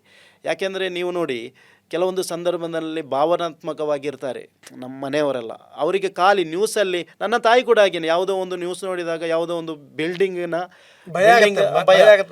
ಒಂದು ಬಿಲ್ಡಿಂಗ್ ಒತ್ತಿ ಹೊರಿತಾ ಇತ್ತಂತೆ ಬಹ್ರೈನ್ನಲ್ಲಿ. ಸೊ ಅದನ್ನು ಯಾವುದೋ ನ್ಯೂಸ್ ಚಾನಲಲ್ಲಿ ಅದು ತೋರಿಸ್ತಾ ಇದ್ರು, ಬಹ್ರೈನ್ ಅಂತ ಹೇಳ್ತಾ ಇದ್ರು. ಆ ಬಿಲ್ಡಿಂಗ್ ನೋಡುವಾಗ ಸೇಫ್ ಆಗಿತ್ತು ಅಲ್ಲಿ. ನಾನು ಹೇಳುದು, ಯಾವುದೋ ಒಂದು ಬಿಲ್ಡಿಂಗ್ನ ಫೋಟೋ ಇದಾಕಿ ದೃಶ್ಯಾವಳಿಗಳನ್ನು ಹಾಕಿ ಈ ಥರ ಮಾಡೋದ್ರಿಂದ ಮನೆಯವರ ಈ ವಿಚಾರಕ್ಕೆ ಸಂಬಂಧಪಟ್ಟಂಗೆ ಹೇಳೋದಾದ್ರೆ TV9 ಏನಿದೆಯಲ್ಲ ಆ ಸತ್ಯದ ವರದಿಗಳನ್ನು ಡೆಫಿನೆಟ್ಲಿ ಅಪ್ರಿಷಿಯೇಟೆಡ್ ಸರ್, ಅಪ್ರಿಷಿಯೇಟೆಡ್. ಎಲ್ಲಿ ತನಕ ಅಂದರೆ ನಿಮ್ಮ ಕ್ಲಿಪ್, ನಾನು ಮಾತನಾಡಿದ ಕ್ಲಿಪ್ಪು ಕೂಡ ಬಹ್ರೈನ್ನ ಒಂದು ಪ್ರಮುಖ ಚಾನಲ್ಗಳಿಗೆ ಕೂಡ ಸಿಕ್ಕಿದೆ. ಅಲ್ಲಿಂದ ನನಗೆ ಒಂದು ಮೆಸೇಜ್ ಕೂಡ ಮಾಡಿದರು. ಆ್ಯಕ್ಚುಲಿ ನಾನು ಅಲ್ಲಿ ಮಾತನಾಡಿದಂತಹ ಒಂದು ಹಾನೆಸ್ಟ್ ಆಗಿರುವಂತಹ ಮಾತು, ನಿಮ್ಮ ರೆಸ್ಪಾಂಡ್, ಅದೆಲ್ಲ ರಿಯಲಿ ನಾವು ಮಾಡಲೇಬೇಕಾಗಿರೋದು. ನೀವು ಕೂಡ ಹಾಗೇನೆ ಈ ಒಂದು ಯುದ್ಧದ ಪರಿಸ್ಥಿತಿಯನ್ನು ಇದು ಯಾಕಾಗಿ ಆಗಿದೆ, ಏನು ಇದರ ಹಿಂದಿನ ರಹಸ್ಯ ಎಲ್ಲವನ್ನು ನೀವು ಫ್ಯಾಕ್ಟಾಗಿ ಹೇಳಿದ್ದೀರಾ. ಸೊ ಇಲ್ಲಿ ಹೊರಗಡೆ ಸೋಷಿಯಲ್ ಮೀಡಿಯಾದಲ್ಲಿ ಏನೋ ಮಾತನಾಡುವ ಥರ ಅಲ್ಲ ಇದರ ರೀಸನ್. ಆ್ಯಕ್ಚುಲಿ ನೀವು ಆ್ಯಕ್ಚುಲಿ ಆ ಮಾತನಾಡಿದಂಥ ರೀತಿ, ಇದರ ಹಿಂದಿನ ಉದ್ದೇಶ, ನೀವು ನಿಮ್ಮ ಫಸ್ಟ್ ಕ್ಲಿಪ್ಪನ್ನೇ ನಾನು ನೋಡಿದ್ದೇನೆ. ತುಂಬ ಮಂದಿ ಏನು ಸ್ಟೇಟಸ್ಗಳೆಲ್ಲ ಹಾಕಿಕೊಂಡಿದ್ರು, ಗಲ್ಫ್ ಕಂಟ್ರಿಗಳೆಲ್ಲ ಏನು ಅಮೇರಿಕಾದ ಹುಚ್ಚು ಸಾಹಸ ಅಂತ ನೀವು ಹೇಳಿದ್ರಿ ಅದರಲ್ಲಿ. ಡೆಫಿನೆಟ್ಲಿ ಇವಾಗ ಕೂಡ ಎಲ್ಲ ಚಾನಲ್ಗಳು ಅದನ್ನು ಏನು ರಿಪೀಟ್ ಮಾಡ್ತಾ ಇದೆ, ಅಂತಾರಾಷ್ಟ್ರೀಯ ಚಾನಲ್ಗಳಾಗಿರ್ಬೋದು, ಕನ್ನಡ ಚಾನಲ್ಗಳಾಗಿರ್ಬೋದು. ಸೊ ಡೆಫಿನೆಟ್ಲಿ ನಾನು ಹೇಳೋದು, ಇದು ಆಗಬಾರ್ದಿತ್ತು ಯುದ್ಧ. ನಮ್ಮ ಪ್ರತಿಯೊಬ್ಬರ ಮನೆಯ ಅಡುಗೆ ಕೋಣೆಯವರೆಗೂ ಕೂಡ ಇದು ತಲುಪಿದೆ. ಸೊ ಆದಷ್ಟು ಬೇಗ ಶಾಂತಿ, ಸಮಾಧಾನ, ಸಹಜ ಸ್ಥಿತಿಗೆ ಬರಲಿ ಅನ್ನೋದೇ ನಮ್ಮ ಆಶಯ. ಓಕೆ, ಯಾವ ಕಂಪ್ನಿಯಲ್ಲಿ ಕೆಲಸ ಮಾಡ್ತಾವು? ನಾನು ಆ್ಯಕ್ಚುಲಿ ಇವಾಗ ಬೇರೆ ನಾನೊಂದು ಹೆವಿ ಇಕ್ವಿಪ್ಮೆಂಟ್ಸ್ನ ಏನು ಕ್ರೈನ್ ಅದೆಲ್ಲ ಇರುತ್ತೆ, ಅದರ ಒಂದು ಶೋರೂಮಲ್ಲಿ ನಾನು ಮ್ಯಾನೇಜರ್ ಆಗಿದ್ದೆ. ಕಳೆದ 13 ವರ್ಷಗಳಿಂದ ನಾನು ಬಹ್ರೈನಲ್ಲಿದ್ದೇನೆ. ಇವಾಗ ನಾನು ಆ್ಯಕ್ಚುಲಿ ಹೋಗಿ 3 months ಆಗಿರೋದಷ್ಟೇ ಊರಿಗೆ ಬಂದು, ಫ್ಯಾಮಿಲಿನ ಇಲ್ಲಿ ಬಿಟ್ಟು ನಾನು ಹೋಗಿ ಬೇರೆ ಒಂದು ಕೆಲಸಕ್ಕೆ ನಾನು ಆ್ಯಕ್ಚುಲಿ ಅಲ್ಲಿ ಇಂಟರ್ವ್ಯೂಗೆ ಬೇಕಾಗಿ ಹೋಗಿರೋದು. ಸೊ ಇನ್ನೂ ಕೂಡ ಹಾಗೇನೆ ಅದೇ ಫೀಲ್ಡಿಗೆ ಬೇರೆ ಒಂದು ಕಂಪನಿಗೆ ಕೆಲಸಕ್ಕೆ ಹೋಗಬೇಕು. ಸೊ ಬೇರೆಲ್ಲ ಸ್ವಲ್ಪ ನಮಗೆ ಬಾಕಿ ವಹಿವಾಟೆಲ್ಲ ಇದೆ ಬಹ್ರೈನಲ್ಲಿ. ತುಂಬ ಖುಷಿ ಆ್ಯಕ್ಚುಲಿ. ಇದಕ್ಕಿಂತ ಮುಂಚೆ, ಯುದ್ಧ ಆಗೋಕ್ಕಿಂತ ಮುಂಚೆ ಸೇಮ್ ನಮ್ಮ ಭಾರತದಲ್ಲಿರುವಂಥ ಫೀಲ್ ಆಗೋದು ಗಲ್ಫ್ ಕಂಟ್ರಿಗಳಲ್ಲಿ ಬಹ್ರೈನಲ್ಲಿ ಮಾತ್ರ. ಬೇರೆ ಯಾವ ಕಂಟ್ರಿಯಲ್ಲಿ ಕೂಡ, ನಾನು ಸೌದಿ ಅರೇಬಿಯಾದಲ್ಲಿ 2 ವರ್ಷ ಇದ್ದೆ. ಅಲ್ಲ, ಈ ಬೇರೆ ರಾಷ್ಟ್ರಗಳಿಗೂ ಇದಕ್ಕೂ ಬಹಳ ವ್ಯತ್ಯಾಸ ಇದೆ ಅಂತ ಕೇಳಿದೆ. 100% ತುಂಬ ಇದೆ, ರಾತ್ರಿ ಹಗಲಿನಷ್ಟಿದೆ. ಸೌದಿ ಅರೇಬಿಯಾದಲ್ಲೆಲ್ಲ ಹೋದರೆ ನೀವು ಅಲ್ಲಿ ಒಂಥರ ಕಟ್ಟಿ ಹಾಕಿದಂಥ ಅನುಭವ. ನಾನು 2 ವರ್ಷ ಇದ್ದೆ. ಬೆಳಿಗ್ಗೆ 8 ಗಂಟೆಗೆ ಡ್ಯೂಟಿ ಹೋಗುವಾಗ ನಾನು ಥಿಂಕ್ ಮಾಡೋದು ಯಾವಾಗ ಒಮ್ಮೆ ರಾತ್ರಿ ಆಗೋದು ಅಂತ. ಮತ್ತೆ ಪ್ರತಿದಿನ ಕೂಡ ಕೌಂಟ್ ಮಾಡ್ತಾ ಇದ್ದೆ ಯಾವಾಗ ಊರಿಗೆ. ಬಟ್ ಬಹ್ರೈನ್ ಆಗಲ್ಲ. ಬಹ್ರೈನಲ್ಲಿ ಒಮ್ಮೆ ನಾನು ಫಸ್ಟ್ ಟ್ರಿಪ್ಪಲ್ಲಿ ಹೋಗುವಾಗ 6 ವರ್ಷ ಆಗಿದೆ ರಿಟರ್ನ್ ಇಂಡಿಯಾಗೆ ಬರಲಿಕ್ಕೆ. ಆ್ಯಕ್ಚುಲಿ ಅಲ್ಲಿ ಅಷ್ಟೊಂದು ಫ್ರೀಡಮ್ ಇದೆ, ಇಂಡಿಯನ್ಸ್ಗೆ ಅಷ್ಟೊಂದು ಸ್ವಾತಂತ್ರ್ಯ ಎಲ್ರಿಗೂ ಕೂಡ. ಸ್ಪೆಷಲಿ ಅಲ್ಲಿನ ಏನು ಗೊತ್ತಾ, ಅಲ್ಲಿನ ಮತ್ತೊಂದು ಸ್ಪೆಷಲ್ ವೈಬ್ ಅಂದರೆ ಏನು, ನಮಗೆ ಯಾವ ಲ್ಯಾಂಗ್ವೇಜಲ್ಲಿ ಕೂಡ ಅಲ್ಲಿ ಕಾರ್ಯಕ್ರಮಗಳೆಲ್ಲ ಮಾಡ್ಬೋದು. ನಾನು ಹಲವಾರು ಕಾರ್ಯಕ್ರಮದಲ್ಲಿ MC ನಿರೂಪಕನಾಗಿ ಎಲ್ಲ ಇದ್ದೇನೆ. ಕನ್ನಡ ಸಂಘ ಆಗಿರ್ಬೋದು, ಬೇರೆ ನಮ್ಮ ಅಸೋಸಿಯೇಷನ್ ಎಲ್ಲ ಇದೆ, ಆಟೋಟಗಳಾಗಿರ್ಬೋದು, ಬೇರೆ ಈ ಥರ ತುಂಬ ಒಳ್ಳೆ ಫ್ರೀಡಮ್ ಇದೆ. ಅಷ್ಟೇ ಸ್ಟ್ರಿಕ್ಟ್ ಕಾನೂನು ಕೂಡ ಇದೆ, ಬಟ್ ವೆರಿ ಫ್ರೆಂಡ್ಲಿ. ಮತ್ತೊಂದು ನಾನು ಹೇಳೋದು, ಅರಬ್ ಕಂಟ್ರಿಗಳಲ್ಲೇ well educated and well manners ಇರುವಂಥ ಅರಬಿಗಳು ನಿಮಗೆ ಕಾಣಸಿಗೋದು ಬಹ್ರೈನಲ್ಲಿ ಮಾತ್ರ. ಇಟ್ಸ್ ಬ್ರಿಲಿಯಂಟ್ ಅವರು. ಆ್ಯಕ್ಚುಲಿ ನನಗೆ ಲಾಸ್ಟ್ 13 ವರ್ಷಗಳಿಂದ ಒಂದೇ ಒಂದು ಕೆಟ್ಟ ಅನುಭವ ಆ ಕಂಟ್ರಿಯಲ್ಲಿ ಆಗಿಲ್ಲ.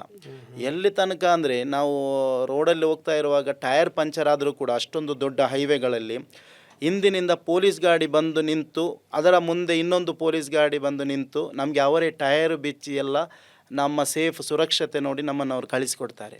ಬೇರೆ ಎಲ್ಲ ವಿಷಯದಲ್ಲೂ ಕೂಡ ಹಾಗೇನೆ.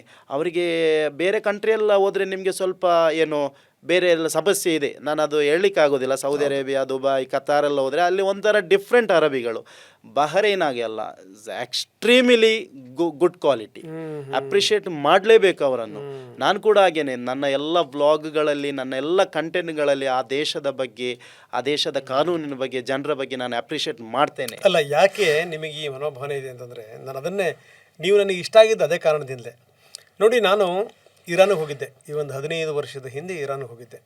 SM ಕೃಷ್ಣ ಅವರು ಎಕ್ಸ್ಟರ್ನಲ್ ಅಫೇರ್ಸ್ ಮಿನಿಸ್ಟರ್ ಆದಂಥ ಸಂದರ್ಭದಲ್ಲಿ ಈ ಸೌತ್ ಇಂಡಿಯಾದಿಂದ ಹೋದಂಥ ಪತ್ರಕರ್ತ ನಾನು ಒಬ್ಬನೇ. ವಿಶೇಷ ವಿಮಾನದಲ್ಲಿ ಅವ್ರು ಇಂಟರ್ವ್ಯೂ ಮಾಡೀನಿ ನಾನು. ನಾನಲ್ಲಿ ಹೋದಾಗಿ ಖಮನಿಯನ್ನು ಕೂಡ ನೋಡೀನಿ, ಬೇರೆ ಬೇರೆ ನಾಯಕರುಗಳನ್ನು ಕೂಡ ನೋಡೀನಿ, ಹತ್ತಿರದಿಂದ ನೋಡೀನಿ. ನನಗೆ ತುಂಬ ಇಷ್ಟವಾಗಿದ್ದೇನು ಅಂತಂದರೆ ಅಲ್ಲಿ ನಾವು ಈ ಬೇರೆ ಬೇರೆ ಸ್ಥಳಗಳಿಗೆ ಭೇಟಿ ಕೊಟ್ವಿ ನಾವು. ಸೊ ಅಲ್ಲಿ ಸಿಖ್ಖರ ಪವಿತ್ರ ಸ್ಥಳಕ್ಕೂ ಕೂಡ ಗುರುದ್ವಾರಕ್ಕೂ ಕೂಡ ಭೇಟಿ ಕೊಟ್ಟಿದ್ವಿ. ಅಲ್ಲಿ ಇರಾನಲ್ಲಿ ತುಂಬ ಗುರುದ್ವಾರಗಳಿದೆ. ಹೌದೌದು. ಈ ಚಾಬಹಾರ್ ಬಂದರಿದೆಯಲ್ಲ, ಅದರ ಹತ್ತಿರದಲ್ಲಿ ದೇವಸ್ಥಾನಗಳಿವೆ ಇರಾನ್ನಲ್ಲಿ. ಹೌದು, ತುಂಬ ಜನಗಳಿಗೆ ಗೊತ್ತಿಲ್ಲ ಅದು. ಆಯಿತಾ, ಈ ರೀತಿ. ಆಮೇಲೆ ಹಳೆಯ ಚರ್ಚ್ಗಳಿವೆ. ನಾವೇನೇ ಕರ್ಮಠ ಮುಸ್ಲಿಂ ರಾಷ್ಟ್ರ ಅದು ಅಂತಂದ್ರೂ ಕೂಡ ಈ ಖಮನಿ ಈ ಒಂಥರ ಈ ವಿಚಿತ್ರ ವರ್ತನೆ ಮಾಡ್ತಾ ಇದ್ರಲ್ಲ, ಆ ಸಂದರ್ಭದಲ್ಲಿ ಅನಿಸೋದು ಇದೇನಪ್ಪ ಇದು ಅಂತ. ನಾವು ಹೋಗ್ಬೇಕಾದ್ರೆ ನನ್ನ ಮನಸ್ಸಲ್ಲೂ ಹಂಗೆ ಇತ್ತು, ಏನಪ್ಪ ಇದು ಹಿಂಗಿರುತ್ತಾ ಅಂತೇಳಿ ಅಂತ. ಬಟ್ ಆಶ್ಚರ್ಯ, ಬಹಳ ಅದ್ಭುತವಾಗಿತ್ತು. ನನಗೆ ಈಗಲೂ ಕೂಡ ಆ ಸಿಖ್ಖರ ಹುಡುಗ ಹೇಳಿದಂಥ ಮಾತು, ಅವನು ಹೇಳ್ದ, ಸರ್ ನನ್ನ ನಿಜವಾದ ಮದರ್ಲ್ಯಾಂಡ್ ಅಂದರೆ ಇದು. ಹಮ್ ಹಮ್ ಹಮ್ ಕುಚ್ ಭಿ ಕರ್ನೆ ಕೆ ಲಿಯೆ ತಯಾರ ಹೈ. ಅವನು ಹೇಳಿದ್ದು ಇಲ್ಲಿನ ಭಾರತೀಯ, ಅವನು ಮೂಲ ಭಾರತೀಯ, ಬಟ್ ಅವನು ಹುಟ್ಟಿ ಬೆಳೆದಿದ್ದಲ್ಲೇ. ಅವನು ಹೇಳ್ದ, ನನಗೆ ಭಾರತಕ್ಕೂ ಇದಕ್ಕೂ ವ್ಯತ್ಯಾಸ ಅಂತ ಅನ್ಸೋದೇ ಇಲ್ಲ, ನಾನು ಅಷ್ಟು ಚೆನ್ನಾಗಿದ್ದೀನಿ, ಬೆಳೆಯೋಕೆ ಬಹಳ ಅವಕಾಶಗಳಿದೆ ಅಂತ ಒಬ್ಬ ಸಿಖ್ ಯುವಕ ಹೇಳಿದ ಮಾತು ನನ್ನ ಕಣ್ಣೆದುರುಗಡೆ.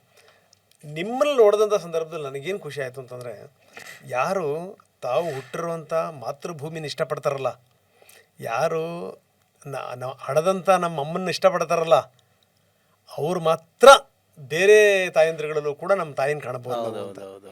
ಈ ಮದರ್ಲ್ಯಾಂಡನ್ನು ಇಷ್ಟಪಟ್ಟಿರುವಂಥವ್ರು ಮಾತ್ರ ಬೇರೆ ದೇಶಕ್ಕೆ ಹೋದಂಥ ಸಂದರ್ಭದಲ್ಲೂ ಕೂಡ ಅಲ್ಲಿ ಭಾರತವನ್ನು ಕಾಣಬಹುದು ಅಂತ ಹೇಳಿದ. ನನಗೆ ತುಂಬ ಇಷ್ಟವಾದಂಥ ಸಂಗತಿ ನಿಮ್ಮಲ್ಲದು. ನೀವು ಹೇಳಿದ್ರಿ ಈ ದೇಶ, ನಮ್ಮ ದೇಶದ ಬಗ್ಗೆ ಹೇಳ್ತಾ ನೀವು ಬಹರೇನ್ ಬಗ್ಗೆ ಹೇಳಿದ್ದು, ಅದು ನನಗೆ ಭಾಳ ಖುಷಿಯಾಗಿತ್ತು. ಅಲ್ಲ ಸರ್, ಆ್ಯಕ್ಚುಲಿ ಅದೇ ನನ್ನ ನೀವು ನೋಡಿ, ನಮಗೆ ಒಂದು 13 ವರ್ಷದ ಎಕ್ಸ್ಪೀರಿಯೆನ್ಸ್ ಇದೆ ಆ ಕಂಟ್ರಿಯಲ್ಲಿ. ನಾನು ಹೇಳಿದೆ, ನನ್ನ ಮಗಳು ಕೂಡ, ನನ್ನ ಮಗಳಿಗೆ 5 ವರ್ಷ, ಅವಳು ಇವಾಗ ಬಹ್ರೈನಲ್ಲಿ ಒಂದು 2.5 ವರ್ಷ ಆಗಿರೋದಷ್ಟೇ. ಅವಳಿಗೆ ಟಿ ವಿಯಲ್ಲಿ ಯುದ್ಧದ ಬಗ್ಗೆ ಎಲ್ಲ ಹೇಳುವಾಗ ಸ್ವಲ್ಪ ಬುದ್ಧಿ ಆಗುವಂಥ ಸಮಯ ಅಲ್ಲ. ಮಗಳು ಕೂಡ ಒಂಥರ ಬೇಸರ ಮಾಡ್ತಾ ಇದ್ದಳು, ಏನಾಗ್ತಾ ಇದೆ ಅಲ್ಲಿ, ಏನು ಬೀಳ್ತಾ ಇದೆ, ಒಂಥರ ಆತಂಕ ಇತ್ತು ಮಗಳಿಗೆ ಕೂಡ. ಯಾಕೆಂದರೆ ಇಡೀ ದೇಶ ಸುತ್ತಾಡಿದ್ದೇವೆ ನಾವು, ಇಡೀ ದೇಶ ಸುತ್ತಾಡಿ ಅಲ್ಲಿನ ಅರಬಿಗಳ ಜೊತೆ, ಅಲ್ಲಿನ ಪ್ರೇಕ್ಷಣೀಯ ಸ್ಥಳಗಳಾಗಿರ್ಬೋದು ಎಲ್ಲವನ್ನು ನೋಡಿದ್ದೇವೆ. ಅದೇ ನಾನು ಹೇಳಿದೆಲ್ಲ, ಒಂದೇ ಒಂದು ನನಗೆ ಅಲ್ಲಿನ ಬಗ್ಗೆ ನೆಗೆಟಿವ್ ಹೇಳೋಕ್ಕೆ ನನ್ನ ಬಾಯಲ್ಲಿ ಬರಲ್ಲ. ಇಲ್ಲ, ಸೌದಿ ಅರೇಬಿಯಾದ ಬಗ್ಗೆ ನಾನು ಬೇಕಾದರೆ ಹೇಳ್ತೇನೆ ನೆಗೆಟಿವ್. ಸೌದಿ ಅರೇಬಿಯಾದ ನಾನು 2 ವರ್ಷ ಇದ್ದೆ, ಇವಾಗಲೂ ಕೂಡ ಸೌದಿ ಅರೇಬಿಯಾಗೆ ನಾನು ಹೋಗ್ತಾ ಇರ್ತೀನಿ. ನನಗೆ ಆ್ಯಕ್ಚುಲಿ ಮಲ್ಟಿ ವೀಸಾ ಇದೆ, ಒಂದು ಬ್ರಿಡ್ಜ್ ಪಾಸ್ ಆದರೆ ಸೌದಿ ಅರೇಬಿಯಾ ನಮಗೆ. ಸೌದಿ ಅರೇಬಿಯಾದಲ್ಲಿ ಆ್ಯಕ್ಚುಲಿ ನೀವು ನೋಡೋದಿದ್ರೆ ಒಂಥರ ಅರಬಿಗಳೆಲ್ಲ ಒಂಥರ ವಿಚಿತ್ರ ಅಂದರೆ ಅವರು ಸ್ವಲ್ಪ ಬೇರೆ ಅನಿವಾಸಿಗಳನ್ನೆಲ್ಲ ಅಷ್ಟು ಈಸಿಯಾಗಿ ಇದು ಮಾಡಲ್ಲ, ಅಷ್ಟೊಂದು ಪ್ರೀತಿ ಏನಿಲ್ಲ, ಒಂಥರ ಡಿಫ್ರೆಂಟ್. ಬಹ್ರೈನ್ ಅಲ್ಲ, ಬಹ್ರೈನ್ ನಾನು ಹೇಳಿದಾಗೆ ಸೋ ಕೈಂಡ್. ನಾನು ತುಂಬ ಅರಬಿಗಳಲ್ಲೆಲ್ಲ ಕೇಳಿದ್ದೇನೆ ಸರ್, ಹಗ್ ಮಾಡಿ ಕೇಳಿದ್ದೇನೆ, ನೀವು ಯಾಕೆ ಇಷ್ಟೊಂದು ಪ್ರೀತಿ, ನಿಮ್ಗೆ ಇಷ್ಟೊಂದು ಆಸ್ತಿ ಅಂತಸ್ತು ಎಲ್ಲ ಇದೆ, ನೀವು ಯಾಕೆ ಈ ಅಜಿನಬಿಗಳನ್ನು ಅಂದರೆ ಅನಿವಾಸಿಗಳನ್ನು ಕೂಡ ಇಷ್ಟು, ಅವ್ರು ಹೇಳಿದರು, ಅವರು ನಗಾಡ್ತಾ ಹೇಳೋದು, ನಮ್ಮದು ಮಲ್ಟಿ ಕಲ್ಚರಲ್ ಕಂಟ್ರಿ ಇದು ಅಂತ, ನಮ್ಮ ದೇಶಕ್ಕೆ ಭಾಳಷ್ಟು ಇತಿಹಾಸ ಇದೆ, ನಾವು ಎಲ್ಲರನ್ನೂ ಕೂಡ ಪ್ರೀತಿಸ್ತೇವೆ, ನಮಗೆ ಆ ಮನೋಭಾವನೆ ಏನಿಲ್ಲ ಅಂತ. ಸೊ ಡೆಫಿನೆಟ್ಲಿ ನನಗೆ ತುಂಬಾ ಖುಷಿ ಇದೆ ಅಂಥ ಒಂದು ದೇಶದಲ್ಲಿ ನಾನು ನನ್ನ ಒಂದು ಜೀವನದ ಒಂದು ಅರ್ಧ ಅಲ್ಲದಿದ್ದರೂ ಒಂದು 40% ಆದರೂ ನಾನು ಕಳೆದಿದ್ದೇನಲ್ಲ ಅಂತ. ಇನ್ನೂ ಕೂಡ ಹಾಗೇನೆ ನನ್ನ ಆಯುಷ್ಯ ಇದ್ದರೆ. ಸೊ ನನಗೆ ಬೆಂಗಳೂರು ತುಂಬ ಇಷ್ಟ ನಿಜವಾಗಿಯೂ. ಬೆಂಗಳೂರನ್ನು ನಾನು ಯಾವ ರೀತಿ ವರ್ಣನೆ ಮಾಡೋದಂದರೆ, ಒಂದು ಕಾಡಿನ ನಡುವೆ ಇರುವಂಥ ಒಂದು ಸುಂದರ ನಗರ ಅಂತ. ಇದು ಅದ್ಭುತ. ಇದು ಪ್ರಪಂಚದಲ್ಲಿ ನೀವು ಎಲ್ಲೇ ಹೋದರೂ ಕೂಡ ಇಂಥ ನಗರ ಸಿಗಲ್ಲ. ಆದರೂ ಕೂಡ ನಾವು ಇಲ್ಲಿ ಬಂದು ಇಲ್ಲಿ ಸೆಟ್ಲ್ ಆಗಬೇಕು ಅಂತ ಅಂದುಕೊಳ್ಳುವಾಗ, ಸ್ಯಾಲ್ರಿ ಎಲ್ಲ ನೋಡುವಾಗ ನಮಗೆ ಇಲ್ಲಿ ಒಂದು 7-8 ತಿಂಗಳು ದುಡಿಯುವುದು ಅಲ್ಲಿ ಒಂದು 2 ತಿಂಗಳಲ್ಲಿ ಸಿಗುತ್ತೆ. ಸೊ ಅದಕ್ಕಾಗಿ ಮಾತ್ರ, ದುಡಿಮೆಗಾಗಿ ಮಾತ್ರ. ಇಲ್ಲಾಂದರೆ ನಮ್ಮ ಬೆಂಗಳೂರೆಲ್ಲ ಬ್ಯೂಟಿಫುಲ್. ಬಟ್ ಬಹ್ರೈನ್ಗೆ ಹೋಲಿಸಿದ್ರು ಕೂಡ ಗಲ್ಫ್ ಕಂಟ್ರಿಯಲ್ಲಿ ಬಹ್ರೈನ್ ಬೆಟರ್. ಇನ್ನೂ ಕೂಡ ನನಗೆ ಅಲ್ಲೇ ಹೋಗಬೇಕು, ಎಲ್ಲವೂ ಕೂಡ ನಾರ್ಮಲ್ ಆಗಲಿ. ಸೊ ಅದಕ್ಕಾಗಿ ಕೂಡ ಕಾಯ್ತಾ ಇರೋದು. ಇವಾಗ ಬಹುಶಃ ಆದಷ್ಟು ಬೇಗ ಅಂತ ಅವಕಾಶ ಸಿಗುತ್ತೆ ಅಂತ. ಡೆಫಿನೆಟ್ಲಿ ಬೇಗ ಆಗ್ಬೋದು. ಯಾಕೆಂದರೆ ಇವರು ಇರಾನನ್ನು ಮುಟ್ಟಿ ಸೋತಿದ್ದಾರೆ. ಇಸ್ರೇಲ್ ಕೂಡ ನಮಗೆ ಅದು ಮೀಡಿಯಾದಲ್ಲೆಲ್ಲ ನೋಡಲಿಕ್ಕೆ ಸಾಧ್ಯ ಇಲ್ಲ, ಆದರೂ ಕೂಡ ವಾಸ್ತವ ಅದು ಏನು, ಇರಾನನ್ನು ಬೇಗ ಮುಗಿಸ್ಬೋದು, ಏನಾದರೂ ಮಾಡ್ಬೋದು ಅನ್ನುವಂಥ ಮನೋಭಾವದಿಂದ ಯುದ್ಧ ಶುರು ಮಾಡಿದವರು ಇವಾಗ ನಿಲ್ಲಿಸಬೇಕು ಅಂತ ಮನಸ್ಸಿದೆ ನಿಜವಾಗಿ. ಅವರ ಅಹಂಕಾರ ಬಿಡ್ತಾ ಇಲ್ಲ. ಟ್ರಂಪ್ ಕೂಡ ಹಾಗೇನೆ ಬೇಕಾಬಿಟ್ಟು ಹೇಳಿಕೆ ಎಲ್ಲ ಕೊಡ್ತಾ ಇದ್ದಾರೆ. ನ್ಯಾಟೋ ದೇಶದ ಸಹಾಯ ಸಹಕಾರ ಕೇಳಿದ್ರು, ಅವರು ಕೂಡ ಕೇರೆ ಮಾಡಿಲ್ಲ. ಅವ್ರು ಕಾಸ್ ಕೇಳಿದರು, ಯಾಕಾಗಿ ನೀವು ಯುದ್ಧ ಮಾಡಿರೋದು ಅಂತ. ಯುದ್ಧ ಮಾಡಿರೋಂಥ ಇವರೇ ಹೇಳೋದು, ಅಲ್ಲಿನ ಹೆಣ್ಣು ಮಕ್ಕಳಿಗೆ ನಾವು ಮೂಲಭೂತ ಸೌಕರ್ಯಗಳನ್ನು ಜಾಸ್ತಿ, ಏನು ಮೂಲಭೂತ ಸೌಕರ್ಯ ಜಾಸ್ತಿ ಮಾಡೋದು, ಒಂದು ದೇಶದ ಮೂಲಭೂತ ಹಕ್ಕುಗಳನ್ನು ಏನು ಅವರು ಜಾಸ್ತಿ ಮಾಡೋದು. ಒಂದು ಹೆಣ್ಣು ಮಕ್ಕಳ ಸ್ಕೂಲ್ಗೆ ಮಿಸೈಲ್ ಹಾಕಿ 168 ಹೆಣ್ಣು ಮಕ್ಕಳನ್ನು ಸಾಯಿಸಿ, ಸಣ್ಣ ನನ್ನ ಮಗಳ ವಯಸ್ಸಿನ ಮಕ್ಕಳನ್ನೆಲ್ಲ ಸಾಯಿಸಿ ಇವರು ಶಾಂತಿಯನ್ನು ಕಾಪಾಡೋದು. ಸುಮ್ಮನೆ ಏನಿಲ್ಲ ಇವರಿಗೆ. ಆ್ಯಕ್ಚುಲಿ ಏನು ಪೊಲಿಟಿಕಲಿ ರಿಲಿಜನ್ ಏನೋ ಎಮೋಷನ್ಸ್ ಆಗಿರ್ಬೋದು, ಮತ್ತು ಜಗತ್ತಿನಲ್ಲಿ ನಮ್ಮದೇ ಸರ್ವಾಧಿಕಾರ, ಮತ್ತು ಒಂದು ಇದರ ಹಿಂದೆಲ್ಲ ತುಂಬ ಇದಿದೆ, ಏನು ಮುಂಚಿನಿಂದಲೂ ಇದರ ಹಿಂದೆಲ್ಲ ತುಂಬ ಕಾರಣಗಳಿಗಿದೆ. ಆದರೂ ಕೂಡ ಒಂದಂತೂ ಸ್ಪಷ್ಟ, ಯಾವುದೇ ರೀತಿಯ ಒಳ್ಳೆಯ ಕಾರಣಗಳಿಲ್ಲ. ಯುದ್ಧ ಯಾವುದೇ ರೀತಿಯಲ್ಲೂ ಕೂಡ ಸಮಾಧಾನವನ್ನು ತರುವುದೇ ಇಲ್ಲ. ಯುದ್ಧದಲ್ಲಿ ಪ್ಯಾನಿಕ್, ಯುದ್ಧದಲ್ಲಿ ಭಯ, ಆತಂಕ, ಫ್ಯೂಚರ್ಗೆ ನಾವು ಕೊಡೋದು ಪರಿಸರವನ್ನು ಕೂಡ ಹಾಳು ಮಾಡ್ತೇವೆ. ನಾವು ಪರಿಸರ ಕೂಡ ಹಾಳಾಗ್ತಾ ಇದೆ ನಮ್ಮದು. ಸೊ ಇದರಲ್ಲಿ ಏನಿಲ್ಲ. ಸೊ ಆದಷ್ಟು ಬೇಗ ಹೇಗಾದರೂ ಮಾಡಿ ಸರಿ ಆಗಬೇಕು, ಸರಿ ಆಗಲಿ ಅನ್ನುವುದೇ ನಮ್ಮ ಆರೈಕೆ. ಆದಷ್ಟು ಬೇಗ ಹೋಗ್ಲಿಕ್ಕೆ ತಯಾರಾಗಿದ್ದೀರಿ ನೀವು? ಹೌದು ಸರ್, ನೋಡಿ ನಾವು ಹೋಗ್ಲಿಕ್ಕೆ ತಯಾರಾಗಿದ್ದೇವೆ. ಆದರೂ ಕೂಡ ನೋಡಿ, ನಾವು ತಮಿಳ್ನಾಡಿನಲ್ಲಿ ಬಾಕಿ ಆದರೆ ಮೀನಿನ ಗಾಡಿಯೋ ತರಕಾರಿಯ ಗಾಡಿಯೋ ಹತ್ತಿ ಹೋಗ್ಬೋದು. ಗಲ್ಫ್ಗೆ ಹೋಗ್ಬೇಕಾದ್ರೆ ಏರ್ ಸ್ಪೇಸ್ ಏನು ವಿಮಾನಗಳೇ ಸರಿ ಆಗಬೇಕು. ಬಟ್ ಬಹ್ರೈನಲ್ಲಿ ನೋಡಿ, ಬೇಗ ಸದ್ಯ ಒಂದು ತಿಂಗಳ ಒಳಗಡೆ ಸರಿ ಆಗೋದು ಭಾರಿ ಕಷ್ಟದ ಮಾತು. ಸೊ ಆದರೂ ಕೂಡ ಸರಿ ಆಗ್ಬೋದು ಅನ್ನುವಂಥ ನಿರೀಕ್ಷೆ ಇದೆ. ಯಾಕೆಂದರೆ ಇವರಿಗೂ ಕೂಡ ಹಾಗೇನೆ, ಇರಾನ್ಗೆ ಕೂಡ ಹಾಗೇನೆ, ಇದರಲ್ಲಿ ಯಾರೂ ಗೆದ್ದಿಲ್ಲ. ಕರೆಕ್ಟ್, ಎಲ್ಲರೂ ಸೋತಿರೋದು ನಿಜ ನೋಡಬೇಕಾದ್ರೆ. ಬಟ್ ಅಮೇರಿಕಾದವರಿಗೆ ಒಂಥರ ಸ್ಟ್ರಾಂಗ್ ಆಗಿ ಸಖತ್ತಾಗಿ ಕೊಟ್ಟಿದ್ದಾರೆ. ನಿಜ. ಸೊ ಸರಿ ಆಗಬೇಕು, ಇಲ್ಲಾಂದ್ರೆ ಜೀವನ ಎಲ್ಲ. ಕೊನೆದಾಗ ಒಂದೇ ಮಾತು ಹೇಳ್ತೀನಿ ನಾನು. ಈ ಕನ್ನಡದಲ್ಲಿ ಒಂದು ಒಳ್ಳೆ ಹಾಡಿದೆ, ಎಲ್ಲಾದರೂ ಇರು ಎಂತಾದರೂ ಎಂದೆಂದಿಗೂ ನೀ ಕನ್ನಡಿಗರಾಗಿರು. ಅದೇ ರೀತಿ ಹೆಂಗ್ ಗೊತ್ತಾ, ನೀವು ಎಲ್ಲಾದರೂ ಇರಿ, ಹೇಗಾದರೂ ಇರಿ, ಎಂದೆಂದೂ ಭಾರತೀಯರಾಗಿರಿ. ಜೊತೆಗೆ ಏನಂದ್ರೆ ನಿಮ್ಮ ಮಾತಿದೆಯಲ್ಲ, ತುಂಬ ಜನ ಭಾರತದ ಯುವಕರಿಗೆ ಅದೊಂದು ಪ್ರೇರಣೆ. ಯಾಕಂದರೆ ನಾವು ಯಾವ ನೆಲದಲ್ಲಿ ಇರ್ತೀವಲ್ಲ, ಆ ನೆಲವನ್ನು ಪ್ರೀತಿಸ್ಬೇಕು. ನನ್ನ ತಾಯಿಗಿಂತ ಹೆಚ್ಚಾಗಿ ಪ್ರೀತಿಸ್ಬೇಕು. ನಿಜ. ಅದಕ್ಕೆಂದು ದ್ರೋಹ ಮಾಡಬಾರ್ದು. ನಿಜ. ಇದಿದೆಯಲ್ಲ, ಇದು ನಿಮ್ಮ ಸಂದೇಶ ಇದೆಯಲ್ಲ, ಅದನ್ನು ಎಲ್ಲ ಯುವಕರು ಯಾವ್ಯಾವ ದೇಶದಾಗ ಕೆಲಸ ಮಾಡ್ತಿರ್ತಾರೆ ಅವರೆಲ್ಲರೂ ಕೂಡ ಅರ್ಥ ಮಾಡ್ಕೋಬೇಕು. ಆದಷ್ಟು ಬೇಗ ಒಳ್ಳೆ ದಿನಗಳು ಬರಲಿ. ಹೌದು ಸರ್, ಇವಾಗ ಯುದ್ಧದನ್ನ ಅಲ್ಲಿಂದ ಲೈವ್ ಕೊಟ್ಟು ನೀವು ಮಾತಾಡಿರಿ, ಒಬ್ಬ ಪತ್ರಕರ್ತನ ರೀತಿನಲ್ಲಿ. ಯುದ್ಧ ಸರಿಯಾದ ಮೇಲೂ ಕೂಡ ಒಂದ್ಸರಿ ಮಾತಾಡಿ. ಡೆಫಿನೆಟ್ಲಿ ಸರ್, ಹೆಂಗಿತ್ತು ನೋಡಿ ಸ್ಥಿತಿ ಅಂತ ಹೇಳ್ಬಿಟ್ಟು. ಖಂಡಿತ ಆ ದೇಶದ ಬಗ್ಗೆ ಅಷ್ಟು ಮಾತನಾಡೋಕಿದೆ ಸರ್, ಅಷ್ಟು ಮಾತನಾಡೋಕಿದೆ. ಅಂತಹ ಬ್ಯೂಟಿಫುಲ್ ಕಂಟ್ರಿ ಅದು. ಎಸ್, ಮೋದಿ ಅವರು ಬಂದಾಗ ಹೆಂಗಿತ್ತು ರಿಸೀವ್ ಮಾಡ್ಕೊಂಡಿದ್ದು? ಅಮೇಝಿಂಗ್. ಅದು ವರ್ಡ್ಸ್ ಇಲ್ಲ. ಆಕ್ಚುಲಿ ನಮ್ಮ ದೇಶದ ಪ್ರಧಾನಮಂತ್ರಿಗಳು ಬಿಡಿ, ಅವರಿಗೆ ಅವರದೇ ಆದಂತಹ ಒಂದು ಆ ಲೆವೆಲ್ನ ಏನು ಇದೆಲ್ಲ ಸ್ವೀಕಾರ ಎಲ್ಲ ಸಿಗುತ್ತೆ. ನಾರ್ಮಲಿ ನಮ್ಮ ದೇಶದ ಒಬ್ರು, ನಮ್ಮ ರಾಜ್ಯದ ಒಬ್ರು ಸೆಲೆಬ್ರಿಟಿ ಬಂದರೂ ಕೂಡ ಅಷ್ಟೊಂದು ಗೌರವದಿಂದ ಅಲ್ಲಿ ಕಾಣ್ತಾರೆ. ಅಂದ್ರೆ ನಮ್ಮ ಇಂಡಿಯಾ ಜೊತೆ ಏನೋ ಒಂದು ಸಮಥಿಂಗ್ ಡಿಫ್ರೆಂಟ್ ಬಾಂಡಿಂಗ್ ಅವರದ್ದು, ಎಸ್ಪೆಷಲಿ ಇಂಡಿಯನ್ಸ್. ಯಾಕೆಂದ್ರೆ ನಾವು ಯಾವ ದೇಶಕ್ಕೆ ಹೋದ್ರು ನಮ್ಮ ಕ್ರಿಮಿನಲ್ ಆ್ಯಕ್ಟಿವಿಟೀಸ್ ಆಗಿರ್ಬೋದು, ಬೇರೆ ಇನ್ನಿತರ ಕೆಟ್ಟ ಚಟುವಟಿಕೆಗಳೆಲ್ಲ ತುಂಬ ಕಡಿಮೆ ಇಂಡಿಯನ್ಸ್ನವರದ್ದು. ಬಹ್ರೈನಲ್ಲೂ ಕೂಡ ಹಾಗೇನೆ, ಏನಾದರೂ ಲಿಮಿಟೆಡ್ ಏನಾದರೂ ಕ್ರಿಮಿನಲ್ ಆ್ಯಕ್ಟಿವಿಟೀಸ್ ಎಲ್ಲ ಇದ್ದರೆ ಅದರಲ್ಲಿ ಒಂದು ಸ್ಮಾಲ್ ಡಾಟ್ ಪರ್ಸನ್ ಮಾತ್ರ ಇಂಡಿಯನ್ಸ್ ಇರ್ಬೋದು. ಮೆಜಾರಿಟಿ ಜನರು ಉಂಟಲ್ವ, ನಮ್ಮ ದೇಶದಲ್ಲಿ ಎಷ್ಟು ಕೋಟ್ಯಾಂತರ ಮಂದಿ ಇದ್ದರೂ ಕೂಡ, ಎಷ್ಟೋ ಲಕ್ಷಾಂತರ ಮಂದಿ ಹೊರಗಡೆ ಕೆಲಸ ಮಾಡೋದಿದ್ರು ಕೂಡ, ಏನೋ ಗೊತ್ತಿಲ್ಲ, ದೇವನು ಕೊಟ್ಟಂಥ ಅನುಗ್ರಹ ಆಗಿರ್ಬೋದು, ಅದೊಂದು ಸ್ಪೆಷಲ್ ಬ್ಲೆಸ್ಸಿಂಗ್ ಆಗಿರ್ಬೋದು, ನಮ್ಮ ದೇಶದವರಿಗೆ ಒಂದು ಸ್ಪೆಷಲಿ ಸ್ಥಾನಮಾನ ಇದೆ. ಇಂಡಿಯನ್ಸ್ ಅಂತ ಹೇಳುವಾಗ ಇವಾಗ ನಾನು ಲಾಟ್ಸ್ ಆಫ್ ಕಂಟ್ರಿ ಟ್ರಾವೆಲ್ ಮಾಡಿದ್ದೇನೆ. ನನ್ನ ಪಾಸ್ಪೋರ್ಟ್ ಒಂದು ಮುಗ್ದಿದೆ ಹೊಡೆದು. ಆ್ಯಕ್ಚುಲಿ ನಮ್ಮ ಇಂಡಿಯನ್ಸ್ ಅಂತ ನೋಡುವಾಗ ಅವರು ಇಮಿಡಿಯೇಟ್ಲಿ ಒಂದು ಸ್ಮೈಲ್ ಕೊಟ್ಟು ನಮ್ಮನ್ನು ಬೇಗ ಮಾಡಿ ಮುಗಿಸ್ತಾರೆ. ಅದೇ ಬೇರೆ ಕಂಟ್ರಿಯವರಿಗೆಲ್ಲ ಇಲ್ಲ ಅಂತಲ್ಲ, ಬಟ್ ನಮಗೆ ಒಂದು ಸ್ಪೆಷಲ್ ವೈಬ್ ಇದೆ. ಅದು ನಮ್ಮ ಕಲ್ಚರ್ ಆಗಿರ್ಬೋದು, ನಮ್ಮ ಮನೆಯಲ್ಲಿ ಕೊಟ್ಟಂತಹ ಸಭ್ಯತೆ ಆಗಿರ್ಬೋದು. ಸೊ ಇದೆಲ್ಲ ಕಾರಣ ಅಂತ ಹೇಳ್ಬೋದು. ಎಸ್, ಒಳ್ಳೆಯದಾಗಲಿ. Thank you sir. ಈ ರೀತಿ ಮನೋಭಾವನೆ ಇದೆಯಲ್ಲ, ಈ ಮನೋಭಾವನೆ ಎಲ್ರಿಗೂ ಕೂಡ ಇಷ್ಟ ಆಗುವಂಥದ್ದು. Thank you. ಎಲ್ಲಿರ್ತೀವಿ ಆ ನೆಲವನ್ನು ಪ್ರೀತಿಸಬೇಕು.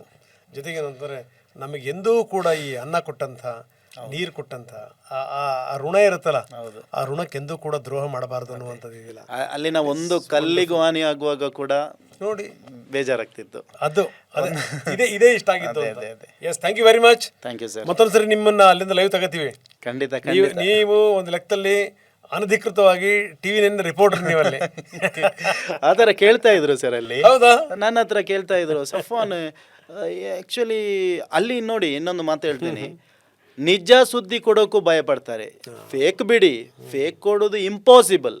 ಅಲ್ಲಿನ ಇಲ್ಲ ಸಲ್ಲದ ವಿಷಯಗಳನ್ನು ಹೇಳಲಿಕ್ಕೆ ಯಾರಿಂದಲೂ ಕೂಡ ಸಾಧ್ಯ ಇಲ್ಲ. ಫ್ಯಾಕ್ಟ್ ವಿಷಯ ಇದೆ. ಇವಾಗ ಎಕ್ಸಾಂಪಲ್, ಅಮೇರಿಕಾ ಸೇನಾ ನೆಲೆಗಳ ಮೇಲೆ ಮಾತ್ರ ದಾಳಿ ಆಗ್ತಾ ಇದೆ ಅನ್ನೋದು ವಾಸ್ತವ ವಿಷಯ. ಅದನ್ನು ಕೂಡ ಸುದ್ದಿ ಮಾಡಲಿಕ್ಕೆ ಅರಬ್ ಕಂಟ್ರಿಯಿಂದ ಭಯಪಡ್ತಾ ಇದ್ರು. ನನ್ನ ಹತ್ರ ಕೇಳ್ತಾ ಇದ್ರು, ಸಫ್ವಾನ್ ನೀನು TV9ನ ಪ್ರತಿನಿಧಿಯ? ನಾನು ಹೇಳಿದೆ TV9ನ ಪ್ರತಿನಿಧಿ ಅಲ್ಲ, ಕನ್ನಡ ನ್ಯೂಸ್ ಚಾನಲ್ ಅಂತ ಹೇಳುವಾಗ ಮೈಂಡಲ್ಲಿ ಫಸ್ಟ್ ಹೊಡೆದು TV9. ಅದೊಂದು ಅದರ ಗ್ರೇಡ್ ಒಂದು ಬೇರೆ ಇದೆ, ಅದೊಂದು ಬ್ರ್ಯಾಂಡಿಂಗ್ ಆಗಿದೆ. ಸೊ ಹಾಗಾಗಿ ತುಂಬ ಮಂದಿ ಈ ಥರ ಕೇಳುವಾಗ ಫಸ್ಟ್ ನಾನು ಲೈವ್ ಕೊಟ್ಟಿರೋದೇ TV9ಗೆ. ಅದೊಂದು ಆ ಮನಸ್ಸಿನಲ್ಲಿ ಪ್ರೀತಿ ಇತ್ತು. ಮತ್ತೊಂದು ವಿಷಯ ಹೇಳ್ತೇನೆ, ನನಗೆ ಸಣ್ಣದಿಂದಲೂ ಒಂದು ಸಣ್ಣ ಆಸೆ ಇತ್ತು, TV9ಗೆ ಏನಾದರೂ ಎಲ್ಲಿಂದಾದರೂ ಒಂದು ರಿಪೋರ್ಟ್ ಕೊಡಲಿಕ್ಕೆ ಅವಕಾಶ ಸಿಕ್ಕರೆ ಅದು ಮಿಸೈಲ್ ತಲೆ ಮೇಲೆ ಬಿದ್ದರೂ ಪರವಾಗಿಲ್ಲ. ನಾನು ಮೊನ್ನೆ ಕೂಡ ಬಹರೇನಲ್ಲಿ ಕೂಡ ಹಾಗೇನೆ, ಅದು ಎಷ್ಟರ ಮಟ್ಟಿಗೆ ಕ್ಲೋಸ್ ಇತ್ತಂದರೆ ನಮಗೆ ನಮ್ಮ ಅಲ್ಲಿನ ಡಿಫೆನ್ಸ್ ಸಿಸ್ಟಮ್ ಕೂಡ ನಮ್ಮ ಅಲ್ಲಿ ಮನಾಮದಲ್ಲಿ ಹತ್ರನೇ ಇದ್ದದ್ದು. ಆದರೂ ಕೂಡ ನನಗೊಂದು ನಿರ್ಭೀತಿಯಿಂದ ನಾನು ಕೊಟ್ಟದ್ದು ಯಾಕೆಂದರೆ, ಇವನ್ ಬಹರೇನ್ ಅಡ್ಮಿನಿಸ್ಟ್ರೇಷನ್ ಏನಾದರೂ ಕೇಳಿದರೂ ಕೂಡ ನನಗೆ ಮತ್ತೆ ಟ್ರಾನ್ಸ್ಲೇಟ್ ಮಾಡ್ಬೋದಿತ್ತು. ನಾನು ಇಲ್ಲಿನ ಸತ್ಯ ವರದಿಗಾರಿಕೆ ಮಾತ್ರ ಮಾಡಿದ್ದು ಆ ಥರ ಈ ಥರ ಅಂತ. ಸೊ ಹಾಗಾಗಿ ನಾನು ಇದು ಕೊಟ್ಟಿರೋದು. ಮತ್ತು ನನ್ನ ದೇಶದ ಇವಾಗ ನನ್ನ ಸೋಷಿಯಲ್ ಮೀಡಿಯಾ ಎಲ್ಲ ಬಹರೇನ್ನ ಗೌರ್ಮೆಂಟ್ ಕೂಡ ನೋಡಿದರು. ನನ್ನನ್ನು ಏನಾದರೂ ಅವರು ಇವನು ಲೈವ್ ಕೊಟ್ಟಿದ್ದಾನೆ ಅಂತ ಹೇಳಿ ಅರೆಸ್ಟ್ ಮಾಡಿದರೂ ಕೂಡ ಒಂದು 10 ನಿಮಿಷ ನನ್ನ ಸೋಷಿಯಲ್ ಮೀಡಿಯಾ ನೋಡಿದರೆ ನನಗೆ ಒಂದು ಅವಾರ್ಡ್ ಕೊಟ್ಟು ಅವರು ಕಳಿಸ್ಬೋದು. ಬಹರೇನ್ ಬಗ್ಗೆ ಅಷ್ಟೊಂದು ನನ್ನ ಪೋಸ್ಟ್ಗಳಿದೆ, ರೀತಿಗಳಿದೆ, ನನ್ನ ಫ್ಯಾಮಿಲಿ ಜೊತೆ ಇದೆ, ಎಲ್ಲವೂ ಕೂಡ ಇದೆ. Very good, very good. ಅದು ನೋಡಿ, ಅಂಥ ಸಂದರ್ಭದಲ್ಲೂ ಕೂಡ ನೀವು ಅಷ್ಟು ಧೈರ್ಯವಾಗಿ ಕೊಟ್ಟಿದ್ದೀರಿ. ಮತ್ತೊಂದು ಸರಿ ನಿಮ್ಗೆ ಅಭಿನಂದನೆಗಳು. ಒಳ್ಳೇದಾಗಲಿ ನಿಮಗೆ. Thank you sir. ನೀವು ಇನ್ನೂ ಕೂಡ ಎತ್ತರದ ಪೋಸ್ಟ್ಗೆ ಹೋಗಿ. Thank you sir. ಒಳ್ಳೇದಾಗಲಿ. ಯಾವಾಗಲೂ ಕೂಡ ಸಂಪರ್ಕದಲ್ಲಿರೋಣ. Thank you very much. Thank you sir. Thank you. Yes, ಇದು ಸಂಗತಿ. ನೋಡಿ, ದೂರದ ಊರಿಗೆ ಕೆಲಸವನ್ನು ಆರಿಸ್ಕೊಂಡು ಹೋಗಿರ್ತಾರೆ. ಅಲ್ಲಿ ಯಾರ್ದೋ ಕೈ ಕೆಳಗಡೆ ಕೆಲಸ ಮಾಡ್ತಿರ್ತಾರೆ. ಆದರೆ ದೇಶ ಆ ಮಣ್ಣು, ನಮ್ಮ ನೆಲದ ಸೊಗಡಿದೆಯಲ್ಲ, ಅದೆಂದೂ ಕೂಡ ಹೋಗಲ್ಲ. ಅವ್ರು ಹೇಳಿದಂಥ ಒಂದು ಮಾತು ನನ್ನ ಕಣ್ಣೆದುರುಗಡೆಗೆ, ಈ ನೋಡಿ, ಭಾರತೀಯರು ಎಲ್ಲಿ ಹೋದರೂ ಕೂಡ ತಪ್ಪು ಮಾಡೋವಂಥವ್ರ ಪಟ್ಟಿನಲ್ಲಿ ಇವ್ರದ್ದು ಕೊನೆಯ ಸಾಲಲ್ಲಿ ಇರ್ತಾರಂತ. ಇವರು ಅಷ್ಟು ಕಡಿಮೆ ಕ್ರೈಮ್ಗಳಲ್ಲಿ ಪಾಲ್ಗೊಳ್ಳುವಂಥದ್ದು ಭಾರತೀಯರು ತುಂಬ ತುಂಬ ತುಂಬ ಅಪರೂಪ. ಅಂದರೆ ನಮ್ಮ ದೇಶದ ಆ ಮಣ್ಣಿನ ಶಕ್ತಿ ಇದೆಯಲ್ಲ, ಆ ಸಂಸ್ಕೃತಿ ಪರಂಪರೆಗಳಿದೆಯಲ್ಲ, ಇಟ್ಸ್ ವೆರಿ ಇಂಪಾರ್ಟೆಂಟ್. ಸೊ ಅದನ್ನು ಇಂಥ ಹುಡುಗರುಗಳು ಇನ್ನೂ ಕೂಡ ಮೇಲೆ ಕೆತ್ತಾ ಇದ್ದಾರೆ. ಇಂಥವರ ಸಂಖ್ಯೆ ಜಾಸ್ತಿ ಆಗಲಿ ಅಂತ ಹೇಳ್ತಾ ಈ ವಿಶೇಷ ಕಾರ್ಯಕ್ರಮವನ್ನು ಮುಗಿಸ್ತಾ ಇದ್ದೀನಿ. ನಮಸ್ಕಾರ.